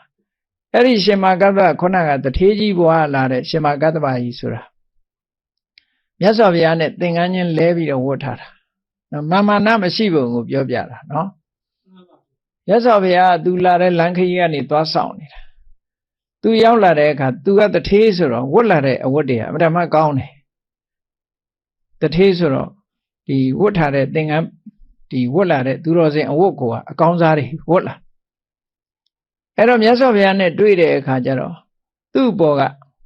အပေါ်ကပတ်တဲ့ခြုံဒီဗမာပြည်ဝတ်တဲ့ပုံစံနဲ့မတူဘူးပေါ့လေအိန္ဒိယဝတ်တဲ့ပုံစံပေါ့နော်အပေါ်ကပတ်ပြီးတော့ခြုံတဲ့အဝတ်ကို၄ခေါက်ခောက်ပြီးတော့မြတ်စွာဘုရားထိုင်ဖို့ခင်းပေးတာခင်းပြီးတော့မြတ်စွာဘုရားအဲ့ထိုင်ပြီးတော့ကင်ကြည့်လိုက်တဲ့အခါကျတော့မြတ်စွာဘုရားဗာမင်းရှိတော့ဆိုကတ္တဗတဲ့မင်းအဝတ်ကတည်ပြီးတော့နုညံ့မှလားလို့မြတ်စွာဘုရားတယ်လို့ဒီစကားကဘုရားလိုချင်လို့ပြောတာမဟုတ်ဘူးနော်သို့တော်လူတွေကလည်းထင်ကြတယ်ပြောကြတယ်ပတံတိတောတိအိစီတောတဲ့နော်ချီးမွမ်းရင်လိုချင်လို့အဓိပ္ပာယ်ရတယ်ပေါ့နော်အဓိပ္ပာယ်ကချီးမွမ်းလိုက်တာကောင်းလာကြီးလားလို့ပြောတဲ့အခါကျတော့ရှင်မကတ္တဗဟာဘာပြောတော့ဆိုရှင်ဘုရားတဲ့အဲ့ဒီသင်္ကအရှင်ဘုရားကိုလှူပါတယ်ဆိုမြတ်စွာဘုရားလိုချင်တယ်လို့သူယူဆပြီးလှူပါတယ်လို့လျှောက်တာနော်မြတ်စွာဘုရားအဲ့ဒီကြတော့ဘာမေးရှိတော့ဆိုသူ့ပခုံးပေါ်မှာပိုက်ဆံလျှော်နဲ့ရက်ထားတာကျွန်မတယောက်သေဆုံးသွားလို့သူ့ကျွန်မရဲ့အလောင်းကောင်ကိုပတ်ပြီးတော့ပြစ်ထားတဲ့ရုပ်ကလပ်ကအဲ့ဒီထဲမှာလောက်တွေဖွာဖွာနေတဲ့ထဲကနေပြီးတော့ဘုရားကခွာယူထားတာလောက်တွေတောင်ပါတယ်အဲ့မှာပု္ပ္ပစောအမတန်နံခွာယူပြီးတော့ကိုယ်တိုင်ဖွတ်လျှော်ပြီးတော့သုံးနေတဲ့သင်္ကန်းကြီးအဲ့ဒါကြီးကိုဒီသင်္ကန်းဝတ်နိုင်မှာမလားလို့ဆိုတော့ဝတ်ပါမယ်လို့သူဝတ်ပြီးသားသင်္ကန်းကြီးကိုမြတ်စွာဘုရားဝတ်နိုင်မှာမလားဝတ်ပါမယ်လို့ဆိုရှင်မာကတ္တဗကြီးကိုအဲ့ဒီမြတ်စွာဘုရားကိုယ်တိုင်ကောက်ယူထားတဲ့ပန်းသူသင်္ကန်းကြီးကိုပေးပြီးတော့ရှင်မာကတ္တဗဝတ်လာတဲ့အဝတ်အကောင်းကိုမြတ်စွာဘုရားယူပြီးတော့အဝတ်လဲဝတ်ထားသာသနာမှာဒီတစ်ပါးပဲရှိတယ်ဘုရားနဲ့အဝတ်လဲဝတ်ထားအဲ့တော့သူကဒီကျေးဇူးတရားတွေကိုဘယ်ကြတော့ထုတ်ဖို့ပြောတော့လို့ဆိုဘုရားပြိဋိဘံစံသွားတဲ့ပြိဋိဘံစံပွဲမှာဒီမြတ်စွာဘုရားဟောတဲ့တရားတွေကိုစုစည်းခြင်းမလုပ်ရသေးဘူးဒါတွေလုပ်ဖို့ငါတာဝန်ရှိတယ်မြတ်စွာဘုရားကိုယ်တိုင်ကငါ့ကိုသင်္ကန်းလဲလှယ်ဝတ်ပြီးတော့ချီးမြှောက်ခဲ့တယ်ဘယ်သူမှဒီလိုချီးမြှောက်တာမရှိဘူးငါမှတာဝန်ရှိတယ်လို့ဆိုပြီးတော့ခေါင်းဆောင်ပြီးတော့ပထမသံဃာနာတင်တာအဲ့ဒါကြောင့်တင်တာမြတ်စွာဘုရားကလည်းသာသနာကိုထိမ့်သိမ်းဆောင်ရှောက်လိုက်မယ်လို့ဆိုတဲ့အရှိမြင်လို့ရှင်မာကတ္တဗကိုဒီလိုချီးမြှောက်တာဖြစ်တယ်တခုကလည်းပဲရှင်မာကတ္တဗဟာတကယ်တထေးဘဝကလာတဲ့ပုဂ္ဂိုလ်ဒုတင်တေရတဒုတင်ငါလို့ဆိုတော့ချိုးချိုးချမ်းချမ်းနော်ကိလေသာတွေကိုလှုပ်ခါနိုင်တဲ့အကျင့်မျိုးပေါ့လေလုံးဝချိုးချိုးချမ်းချမ်းအကျင့်နဲ့အကျင့်ကိုကျင့်စေလို့၍မြတ်စွာဘုရားကသင်္ကန်းကိုဖလှယ်ပြီးတော့ဝတ်လိုက်တာဘုရားမှာကရည်ရွယ်ချက်ရှိတယ်ပေါ့နော်မြတ်စွာဘုရားအဲ့ဒီရည်ရွယ်ချက်နဲ့တရားကိုချီးမြှောက်တဲ့အနေနဲ့ရှင်မာကတ္တဗကိုသူ့သင်္ကန်းကိုပေးပြီးတော့ရှင်မာကတ္တဗသင်္ကန်းကိုလက်ခံတာအပေါ်ရန်ကြည့်မယ်ဆိုရင်ဒီအဓိပ္ပာယ်ကိုလူတွေသိကြမှာမဟုတ်ဘူးပေါ့နော်အဲ့ဒါကြောင့်မို့လို့ဒီရှင်မာကတ္တဗကြီးဆိုလို့ရှိရင်လူဘဝကရှိလာတဲ့မာနတွေတခုမှမထားဘူးအားလုံးဟာလျှော့ချလိုက်တယ်ဖယ်ရှားပြလိုက်တယ်ဆိုဒါရစ်မှုစရာတွေအပေါ်မှာရစ်မှုပြီးတော့မနေစေနဲ့လို့ဆိုတဲ့ကျင့်စဉ်ကိုအောင်မြင်ကျင့်ခဲ့တဲ့ပုဂ္ဂိုလ်တခုပဲပေါ့အားလုံးမာနတွေကိုချနိုင်တယ်ပေါ့အဲ့တော့ကိုကျိုးကိုစီးပွားကိုလိုလားတဲ့ပုဂ္ဂိုလ်တိုင်းဟာတဲ့မမောစရာအာယုံပေါ်မှာစိတ်မမောအောင်ထိမ့်သိမ့်ဖို့ဒေါသဖြစ်စရာအာယုန်တွေပေါ်မှာဒေါသစိတ်မဖြစ်အောင်ထိမ့်သိမ့်ဆောက်ရှောက်ဖို့တွေးဝေစရာအာယုန်တွေပေါ်မှာတွေးဝေမှုမဖြစ်အောင်ထိမ့်သိမ့်ဆောက်ရှောက်ဖို့ မှန်ရေးเสียအာယုန်တွေပေါ်မှာမှန်ရေးမှုမဖြစ်အောင်ထိမ့်သိမ်းဆောက်ရှောက်ဖို့လို့မြတ်စွာဘုရားဒီထိမ့်သိမ်းဆောက်ရှောက်မှု၄မျိုးကိုဒီသုတ်တံမှာဟောကြားလို့လောဘတွေကင်းသွားပြီဒေါသတွေကင်းသွားပြီမောဟတွေကင်းသွားပြီမာမာနတွေလုံးဝမရှိတော့ဘူးဆိုရင်စိတ်ဓာတ်ကြံ့ခိုင်မှုကိုလုံးဝရရှိသွားပါပြီတဲ့စိတ်ဓာတ်ဟာကြောက်ခြင်းလန့်ခြင်းတုန်လှုပ်ခြင်းတခုမှမရှိတော့ဘူးအလုံးစိတ်ရပြော့ညံ့စေတတ်တဲ့လောဘတွေဒေါသတွေမောဟတွေမာမာနတွေကင်းစင်သွားတဲ့စိတ်ဟာဘယ်ကလေးတန့်ရှင်းပြီးတော့အလွန်တန့်ရှင်းစင်ကြယ်တဲ့စိတ်မျိုးဖြစ်သွားအောင်ဘယ်သူကနေထိမ့်သိမ်းဆောက်ရှောက်ပေးနိုင်တော့ဆိုဟောဒီတတိဆိုတဲ့တရားထိမ့်သိမ်းဆောက်ရှောက်ပေးနိုင်ပါတယ်ကိုယ်စိတ်လေးကိုဒီပုံစံကြအောင်တတိကိုလေ့ကျင့်ယူပြီးတော့ကိုယ်စိတ်လေးကိုဒီကဲ့သို့ပုံစံမျိုးဖြစ်အောင်ကျင့်ကြံကြိုးကိုအားထုတ်ကြရမှာဖြစ်တယ်လို့မြတ်စွာဘုရားဒီသုတ်တံမှာဟောတာဖြစ်ပါတယ်ဒါကြောင့်တရားချစ်ခင်သူတော်စင်ပြိဿအပေါင်းတို့မြတ်စွာဘုရားသခင်ကိုစိတ်ကိုစောင့်ကြည့်မြဲတတိထားခြင်းဖြင့်မိမိရဲ့တဏ္ဍာမှာလောဘမဖြစ်ရအောင်ဒေါသမဖြစ်ရအောင်လောဘဖြစ်เสียအာယုန်ဒီမှာလောဘမဖြစ်ရအောင်ဒေါသဖြစ်เสียအာယုန်နဲ့တွေ့တဲ့အခါမှာဒေါသမဖြစ်ရအောင်မောဟဖြစ်เสียအာယုန်နဲ့တွေ့တဲ့အခါမှာမောဟမဖြစ်ရအောင်မာမနာဖြစ်တို့တွေတတိဆောင်ပြီးတော့ကျင့်ကြံကြိုးကုပ်အားထုတ်ကြရမှာဖြစ်တယ်လို့သဘောကျပြီးကျင့်ကြံကြိုးကုပ်အားထုတ်တော်မူနိုင်ကြပါစေကုန်သတည်း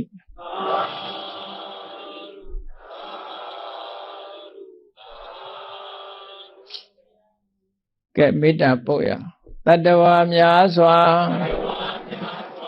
ဘေးရန်ကွာချမ်းသာကြပါစေတတ္တဝါများစွာဘေးရန်ကွာချမ်းသာကြပါစေမေတ္တာရေချမ်းသုံးငါဖြံငြိမ်းချမ်းကြပါစေမေတ္တာရေချမ်းသုံးငါဖြံငြိမ်းချမ်းကြပါစေသက်ရှိချမ်းသာစိတ်ချမ်းသာလူရဆန္ဒပြည့်ပါစေသက်ရှိချမ်းသာစိတ်ချမ်းသာလူရဆန္ဒပြည့်ပါစေဘုံလန္တာဒုက္ခပိငေသာမေတ္တာပုံနေတုသင်္ကမာမနောတရတိတဗေတံဘဝယန္တုဒုက္ခန္တကာမေတ္တာပုံနေတုသင်္ကမာစုပေါင်းဖို့အမေတ္တာတဟုရောင်မြူပါဝင်ငွေလာမင်းနှင့်ရောင်ခြင်းရှက်ယုံပေါင်းဆောင်ရခြင်းကြောင့်သဗ္ဗေတံကျွမဲ့ဥဒ္ဒုံလုံးစုံများစွာတတ္တဝါတို့ဤ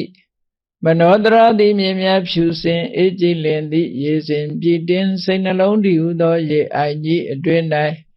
ဒုက္ခပင်အစာစင်ထာဝရအေမြจิตာတာယာပွင့်လန်းချမ်းသာဒုက္ခတည်ဟုသောကုဗုဒ္ဓရာကြပန်းတို့သည်ဖုံလန္တာဝန္တာရွှင်မြူဝမုံလူလျက်ကြည်နူးဝဲကြုံဖူးပွင့်ညကုန်သည်ဖြစ်၍ဒုက္ခနကလေအောင်လေးတဲ့ရောရှက်သင်ပြန့်ပီတိတိဟုသောယနန်းတို့သည်ဘဝယန္တုကောင်းစွာမဲ့သွေကြိုင်လိုက်၍နေကြပါစေကုန်သတည်း